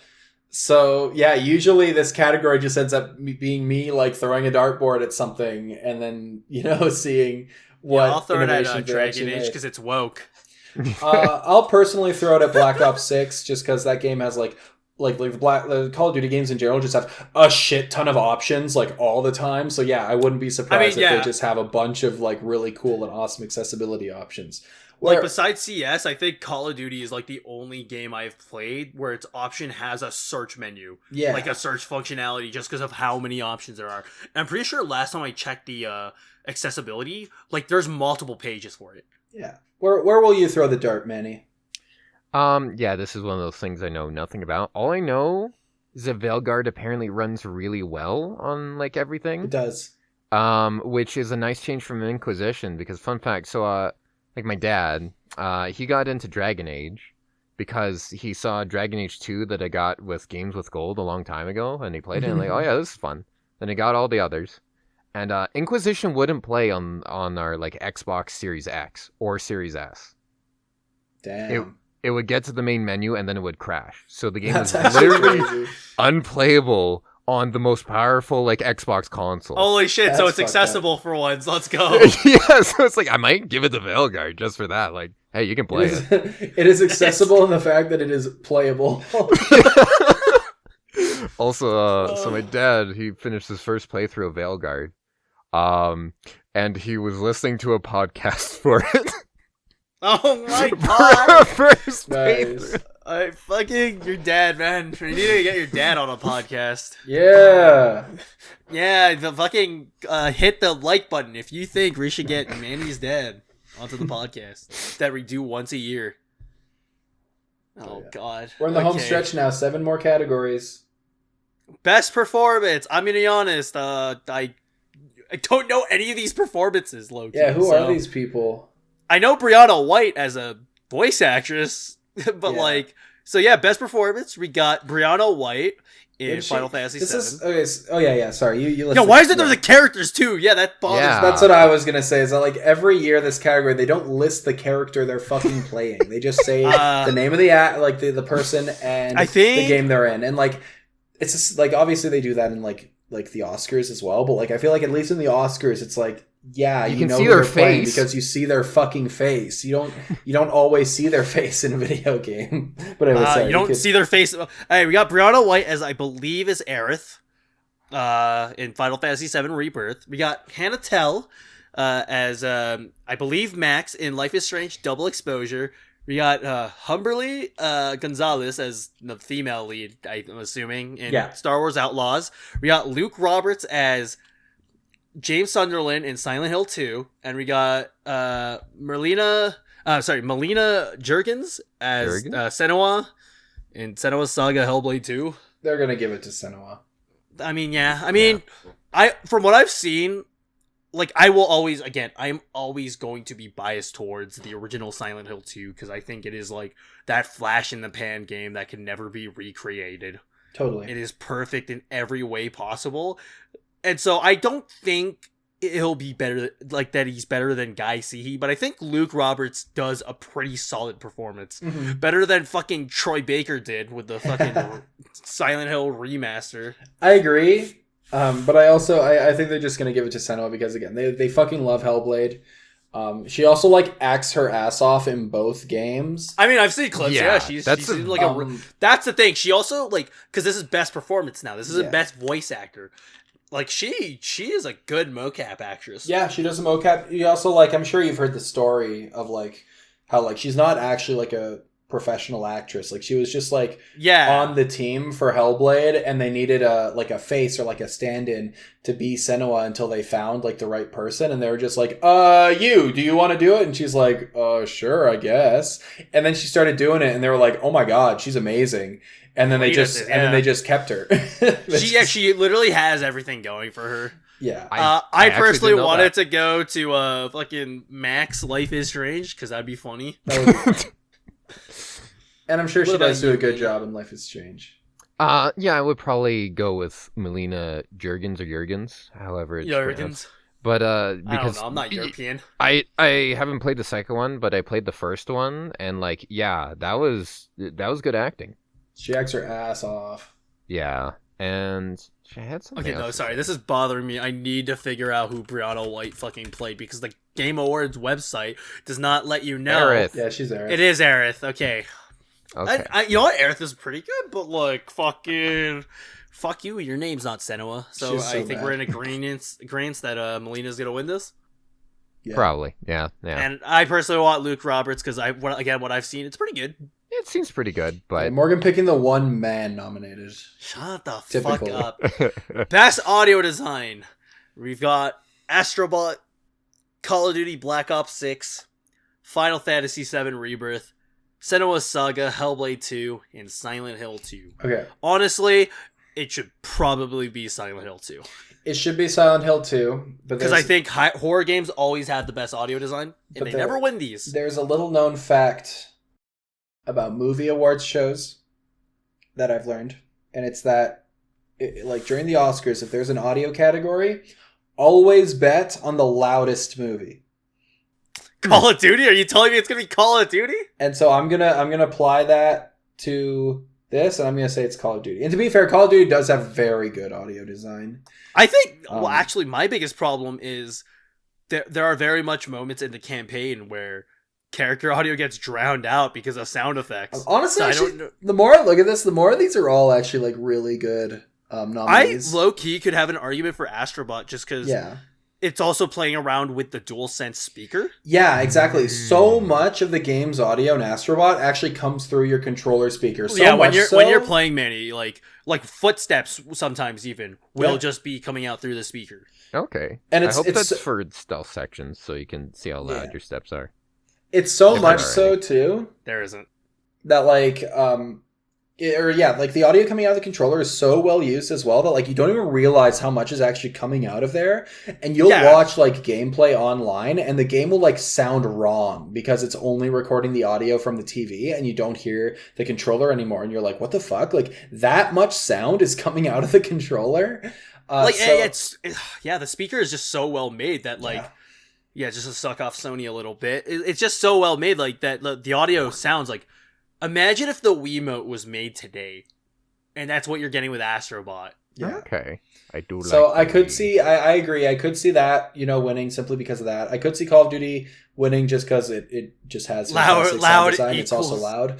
Senua's Saga could also win this because like the voices and the sounds and how they all come together, like it's really, really well done. And like specifically like Michael, the channel artist, I sat in his apartment and played Hellblade with him, and he has a surround sound system set up, and specifically he has speakers set up like on the sides of his couch, and like you hear those voices like calling out to you behind you from the sides, like, back and forth, like, and it is really fucking cool. Okay, so I personally, again, I'll go with Astrobot actually. Yeah. Just because I think the balancing between controller speaker and like TV is pretty fucking good. Yeah, I actually think this is like a very compelling set of nominees. I mean, Final Fantasy VII, like, I'm sure it sounds good, but like the other four, like Silent Hill 2, like, it's a horror game. It has to have good audio design. I could see any of these winning, really, except for Final Fantasy VII. I'm sure it's good, but like these other ones are just bad. I feel like Final Fantasy VII almost got here purely because soundtrack. Maybe. But isn't that not a gonna different lie. category? It is a different category, but I think it like just got lumped. Like, oh, the soundtrack's so good that just the audio in general is kind of good. Yeah, I'll give it to Call of Duty just for the meme of like loud equals good. What about you, Manny? What are you voting for? Well, didn't A Quiet Place win an Oscar for sound design one year? Maybe? I can't remember. Well, that's because it's playing against the rules Okay. of being quiet. Um, Ooh, I'm fucking pretentious. I hate the Oscars. Also, how can Silent Hill 2 win Best Audio Design if the hill is silent? It doesn't make sense. That's actually that's a hate very you so astute much. observation. Where's fucking Joko with that one? But, based off my personal experience with Senua's Saga 1, those, like, voices and the general sound design was really good. And they had some interesting chant music going, which I guess would be more like soundtrack, but it's also probably incorporated into the game, but the game's a movie, so I probably would say Senua. Yeah. Because that's what I know. Yeah. Okay. There you go. We all land on different spots, mostly because Everest is a fucking memer. Okay. Best score and music. We got Astrobot. Again, this also, they should be fucking doing the composers for these, but Game Awards. Oh. Astrobot, Final Fantasy VII Rebirth, Metaphor, ReFantazio, Silent Hill 2, and Stellar Blade. I'm gonna say it right now, fucking Metaphor sweep for me, because holy shit, the music in Metaphor is really good. Probably one of my favorite battle themes and all for an Atlas Studio Zero Persona Team soundtrack. Yeah, it literally has a Japanese priest doing like not like, I don't know, like just ritualistic singing. I agree. I think Metaphor absolutely has this category. One thing I will say is I find it very interesting that two of the nominees are remakes. Well, from what I've heard, interesting. Silent Hill 2 has enough original music from Akira Yamaoka Okay. So like apparently they there actually are did new Akira tracks. Yamaoka? I Yeah, forgot. it is Yamaoka. It is Okay. Yamaoka for that. I That's actually why didn't he's know that. here. That is why it's here because Akira Yamaoka is just like, yeah, I'm gonna make banger ass music for this game that might be good, That's might true. be bad. And I'm sure 7 Rebirth also has like new tracks, but it's still just like it kind of feels like cheating to have these games that already have like every time established you put a remake, classic soundtracks. Again, every time you have a remake in any category, there's always going to be arguments for its place. Like I would be very disappointed if one of those won, because that would feel like if fucking like I don't know at the Grammys like the best of soundtrack best one. of Kendrick Lamar won like album of the year. It's like what to be fair, I'm pretty sure that Beatles AI track is nominated for a Grammy. Jesus Christ. Yikes. So, yeah. We'll see. Yeah. What about you, Manny? What are you thinking here? Do you think Dooner I'd Blade probably has good also music? say Metaphor because I hear it's been good, and I honestly didn't know that people like the Stellar Blade's score. Like, I didn't know that it had good music. I heard a couple of what tracks. I've seen, it's pretty good. It's like it's solid. I mean, it probably has like good action music and whatnot, but I don't know. Is it going to? I'm pretty sure the meme is because, what do you call it? Nikkei, because gacha games always have like insane OSTs. Look at Blue Archive. Mhm. Nikkei especially has like a sick ass soundtrack. I'm pretty sure they literally just pulled artists from that and just like, hey, do you want to like do some tracks for Stellar Blade? They're like, yeah. I could be completely wrong though, but That being said, too, Shoji Meguro the GOAT. yeah, Shoji Meguro the GOAT. He's such a GOAT that he directed a Persona 1 remake and no one played it Oh. because it was on the PSP and it was kind of not really a remake. It was more like a remaster and it was fine. So yeah, those are our votes. Next one. Oh god. Best art. Fuck you. Best art direction. We got Astrobot. Fucking Black Myth Wukong. Elden Ring. Shadow of the Erd Tree. Metaphor. Refantasio. And Neva. Why the fuck is Shadow of the Erd Tree nominated for this? Why is Black Myth Wukong on here? Yeah, like I hear it seems like Black Myth is a really fun game, but I don't think it has looks the best like art any direction. other Chinese Korean action game. Like it looks like any other Asian action game. I'm sorry. It just has that hyper realistic look. It doesn't have an art direction to it. And again, Elden Ring's DLC, so fuck you. This is another one where I can just see like Metaphor sweep. Metaphor sweet. I'm gonna say Metaphor. I think Astrobot's really cute, but I think I think it's Metaphor. Just like Metaphor, like even like if you look at the menus, I think the menus are some of my favorite in the is really from, visually like, striking. Anyways, I think it's Metaphor. Fucking if either Black Myth Wukong or Shadows of the Erd Tree win, I'm actually going to Jeff Keighley's house and I am doing stuff unspeakable to him. Are you going to send the guy that just walked on stage to his house? Okay, yeah, so that's my piece, Metaphor sweep. I agree. On to the next section. Next one. Best narrative. Okay, this is where Best like narrative.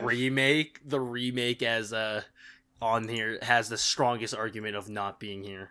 Right? Okay, best narrative. What do we got, man? 2 remakes. We got Final Fantasy VII Rebirth, Like a Dragon Infinite Wealth, Metaphor Refantasio, Senua's Saga Hellblade 2, and Silent Hill 2. Why is it here?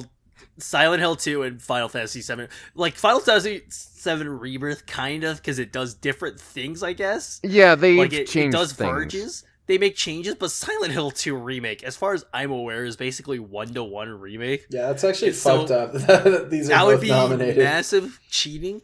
I like a Dragon Infinite Wealth. My biggest problem with it, like narrative wise, is that it does rely on you being like, hey, this is Kiryu's quote unquote final game for the 3rd time. So how do you feel? Like, fucking cry because they reference all the older games. It's actually crazy to like. This was such a good year for games, and they actually put 2 fucking remakes in this category. I'm mad. That's insane. Actually, now that I'm thinking about it, the Grand Blue Fantasy Relink, as far as I'm aware, is not in any of these categories. It should be in Best Action Adventure. Yeah. Because, hot damn, it's just a sick-ass Monster Hunter like.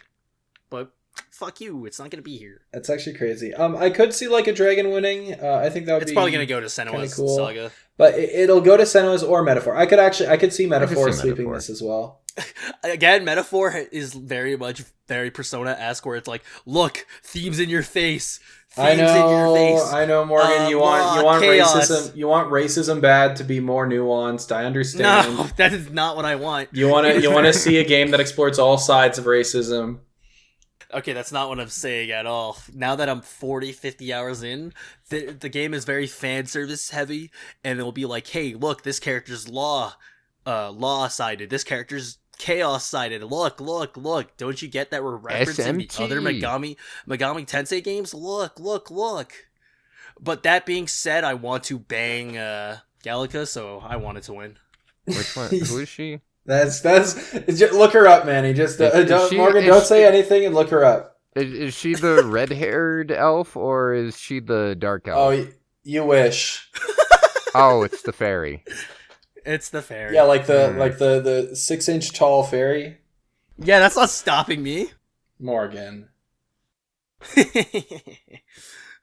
Anyways, besides wanting to bang the fairy, what are you voting for, Manny? Yeah, I'd probably vote for Metaphor because I think, like we've said, Senua, they took a lot of the game out, and I feel like if you're going to tell a story with a game, including gameplay into your story is how you make it, like, really good, and also it's a sequel that didn't really need to happen. I mean, I guess I don't know enough about it to be absolutely certain, but I would probably say Metaphor from what I know about these games. Well, like, imagine if, like, Heavy Rain, Indigo Prophecy, and all the fucking David Cage schlock, like, were made around this time. Like, do you think they would be on here and win Best Narrative? I don't know if they would win, but I think they definitely would have been nominated. I'm pretty sure Detroit was nominated one of the years. Yeah. Detroit was nominated, but I'm saying, like, Heavy Rain, Beyond Two Souls, like the ones that were before that time. Like, I see. Because I feel like Heavy Rain could have possibly won, and I would have been pissed off. But let's go to the what next about some of the category. Telltale games? Oh, I'm pretty sure Walking Dead did win the Spike Video Game Awards narrative stuff. Okay. I mean, Season 1 was an absolute banger. Okay, Best Game Direction. This one kind of, in my opinion, lacking. Innovation. Like, it's the most vague one. It has the most vague nominees. We got Astrobot, Balatro, Black Myth Wukong, fucking Elden Ring, Shadow of the fucking Earth Tree, Final Fantasy VII Rebirth, and Metaphor ReFantazio. Why is Elden Ring here? Because fucking FromSoft. You don't understand. Jeff Keighley should just make a Best FromSoft category, like Best FromSoft game category and just have it be a FromSoft game. Just make it Company of the Year section. I don't care. They should just make it the Video Game Awards, sponsored by From Software. They should just rename it to the FromSoft Awards. Really, when you think about it. Yeah, literally. Also, fun fact: I don't know if you heard this, Manny. Sony is potentially buying the parent company of From Software. Kadokawa. Yeah, I hope they don't. Yeah. Please don't. I don't like Sony. But if they do, maybe we'll get Bloodborne 2. You're fucking coping. But what no, at most we'll get a Bloodborne manga. Yo, I'd be down for that. That is all. These are like, I mean, it's always kind of random picks for Best Game Direction. I feel like Best Game Direction always goes to the most popular.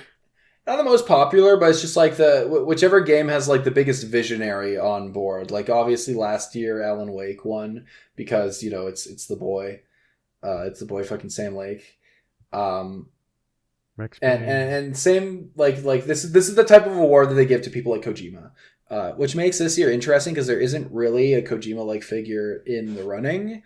I guarantee you next year the winner will be Kojima for Death Stranding 2. I'll call that right now.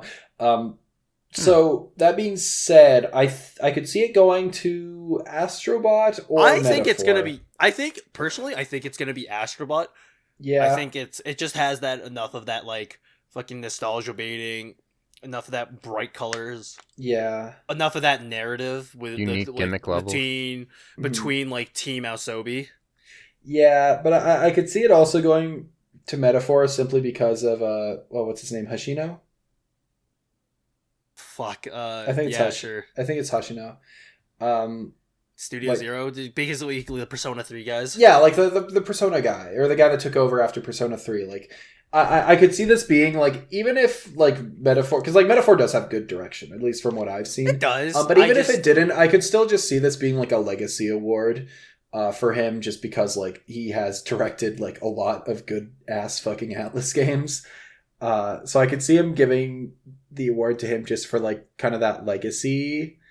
But really for me, it would be between like Astrobot or Metaphor that I think would win. You know what? I'm gonna be a contrarian. Fuck you, fucking Black Myth Wukong. Yeah, most generic looking game. China number 1. China number 1. What about you, Manny? Yeah, honestly, I think the only games that, like, with the word innovation in the description, I think the games that actually deserve to be here would be like Astrobot, Balatro, and Metaphor.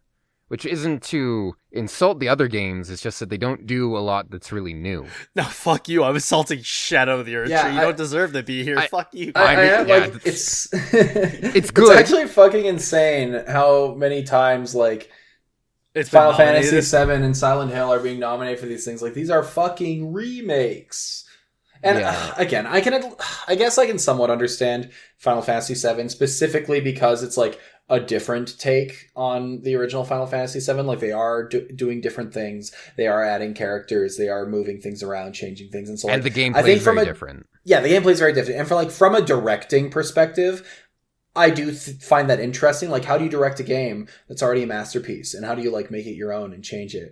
But yeah, I still think it's very weird. Man, I don't even know if the gameplay is very different. They just remade fucking Crisis Core's gameplay. But I kind of cut you off there, Manny, and I apologize. No. Kill him.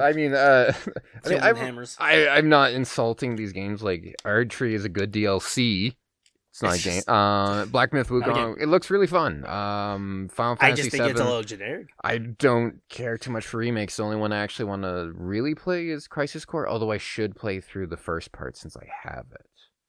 But like Metaphor, Balatro, and Astrobot, they seem to be like actually doing new and different things, and but I guess I need to pick one that I think should win. Sure, we'll go Astrobot. I should elect it for something. You know what? Shout out Local Thug and just Balatro just for like somehow making poker look interesting. Yeah. Right. Like, that actually does. Like, I feel like that's why it's here, because it actually makes something as fucking mundane and boring as poker into something cool looking. I mean, poker's kind of interesting. Poker's interesting, but it's not like visually. You're not visually going, ooh. Yeah. Okay, nice. Fucking, oh wow, we're already here. We're here just in time for the 2-hour mark. Oh, fucking kill me. I will cut this down. We have, you know what? We get one game each for this game of the year. Wait, two games each. Sorry, 2 games each. I'll take the first and no, I'm kidding. I'll take the first. We just rotate. Nomination number 1 is Astrobot. Well, we haven't said the category yet. It's Game of the Year! I said Game of the Year! Okay, maybe I'm just deaf.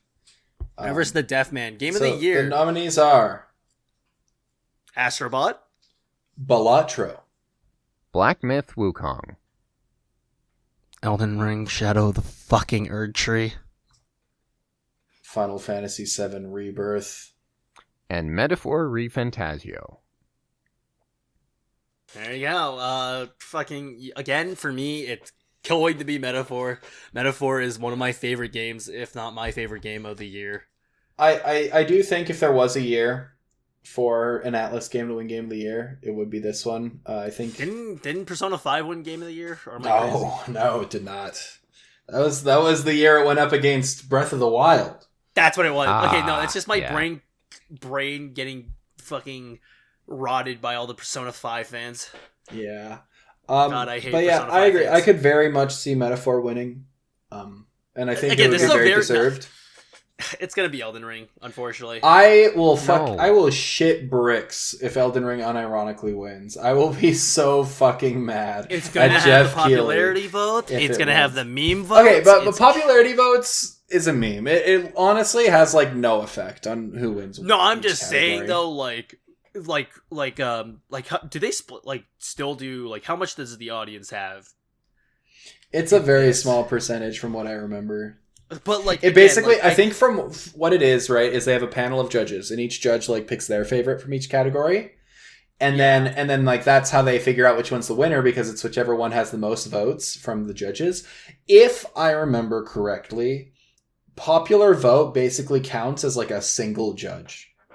Yeah, okay, but like when I also say popular vote, I'm also like accounting like Elden Ring is a video game darling, and so there are gonna be those fucking meme judges who are gonna be like, "Oh, I like Elden Ring, and Shadows of Virtue is really fun. I'm gonna vote for it." That's true, but like in general, the judges are usually decent. I also like there has been a lot of pushback online from people saying like, why the fuck is a DLC nominated for Game of the Year, or like why the fuck is a DLC being nominated for these categories in general. So I could absolutely I could absolutely see Elden Ring actually not winning popular vote. If anything, I think Astrobot might get popular vote. Astrobot is like super popular. Everybody Actually, loved I can see it being a lot. That's the thing. Everything actually has Balasha, like a popular vote behind it. I could I do think Metaphor will win Game of the Year. It should. I would be could see happy Black with that. Myth winning too, but like God, that would be such an uninteresting like pick and such an uninteresting win. But I could see it simply just because like that's the type of game that the Game Awards really likes. But like I really do think this is Metaphor's year. My personal pick is Astrobot. Astrobot is my personal Game of the Year, and I would absolutely love to see it win. Specifically just because I think it's so representative of like what gaming can be, and it's funny because it really is just a callback to like the roots of gaming, but like we have traveled, other than Nintendo, we have traveled like so far from that, and there's just been this like assumption and this idea that like, oh, gamers don't want this. Gamers are adults. Gamers are mature. But it's like Nintendo is succeeding with this kind of shit for a reason. And I really hope that Astrobot is a wake-up call to Sony to realize, like, we want more of this. We want those classic characters back. We want to celebrate PlayStation because a lot of us grew up with this shit. And a lot of us love these characters and they're near and dear to our hearts, and to see Sony do nothing with like any of them sucks, and to see them in Astrobot was fucking awesome. And so yeah, Astrobot's my Game of the Year. Not only is it a celebration of like Sony itself, but it's specifically a celebration of Japan Studio, which was shut down by Sony, and Japan Studio consistently made the most interesting games, the like most fun games, the coolest games. Like they were the heart and soul of Sony, in my opinion, and Sony really did lose its sauce when they closed down Japan Studio. And you know, surprise, surprise, a lot of the people on Team Asobi, the developers of Astrobot, are ex-developers of Japan Studio.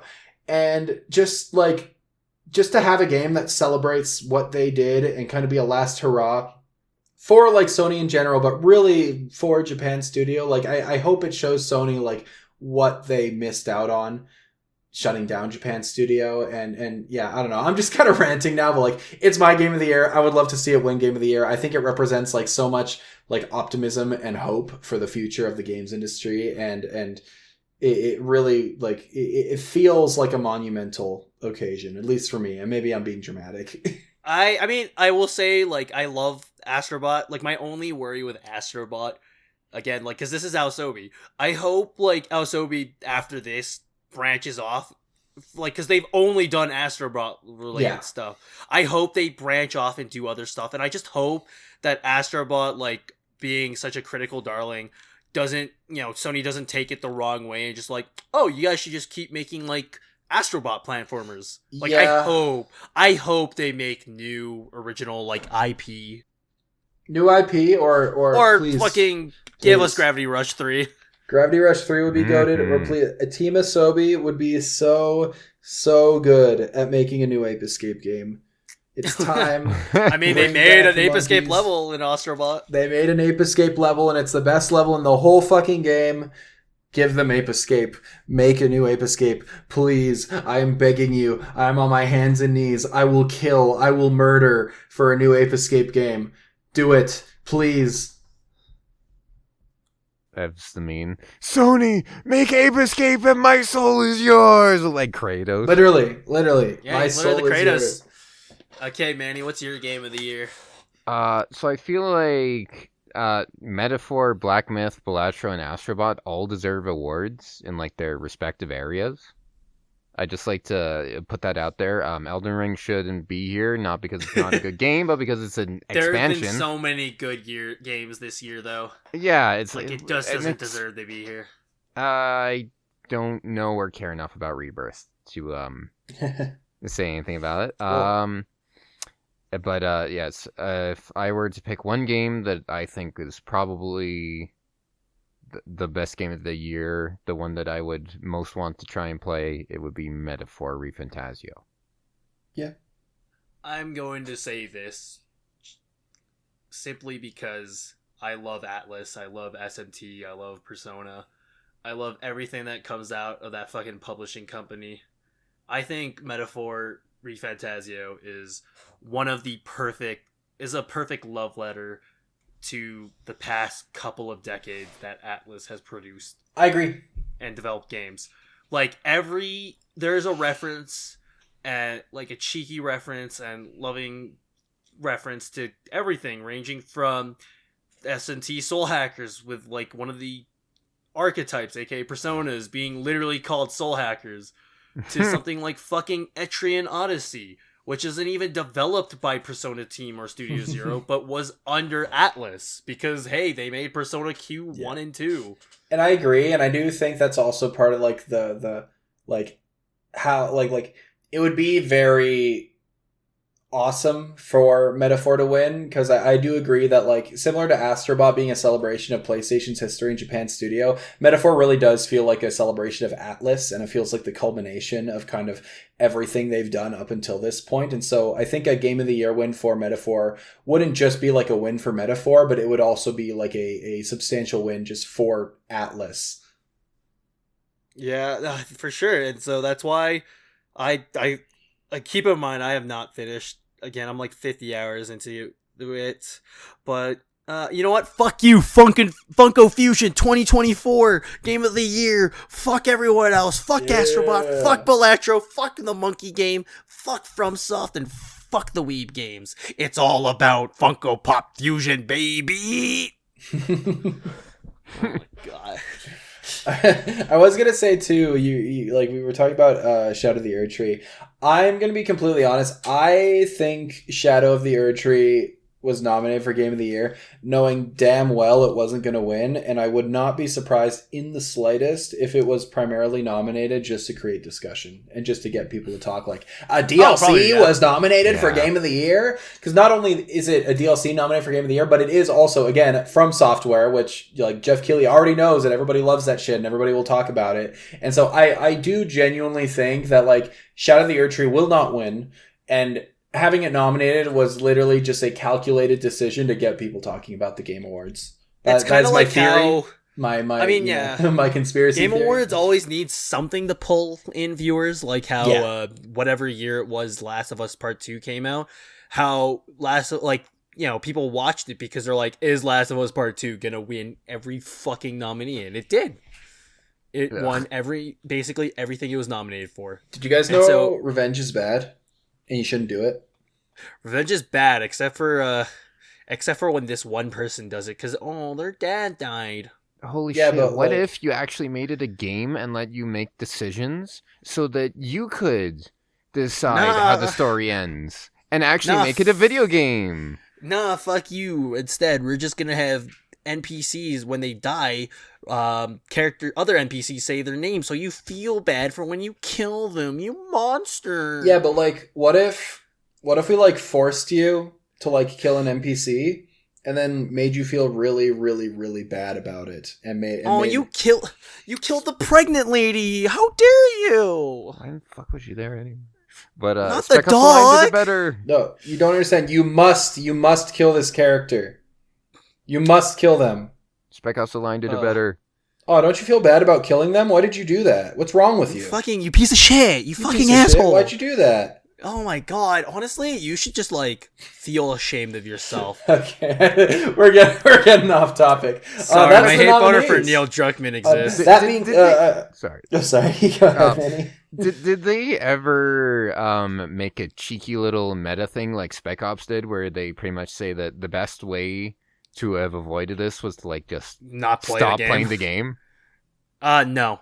Wow. Yeah. No, because Neil Druckmann is not that type of director. He is too far up his own asshole. I was about to say he's too far up his own ass to think of something clever you could have stopped. You didn't have to do this. But it's then you wouldn't experience brilliant story and narrative. Fuck it, how did Team Asobi do better representation of fucking Nathan Drake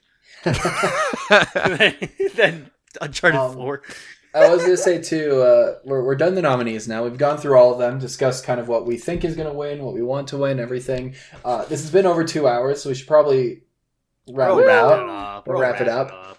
But I did want to end it on a question of, regardless of the nominees this year, what is everyone's personal game of the year? Again, it's like a 3-way tie for me. It's between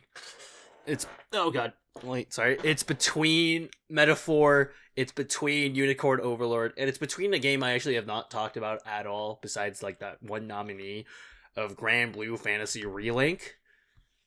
Because again, here's the thing, I'm a gacha guy, and so the fact that they were able to perfectly translate a gacha game into a character action game with 20 unique different characters just, did it for me.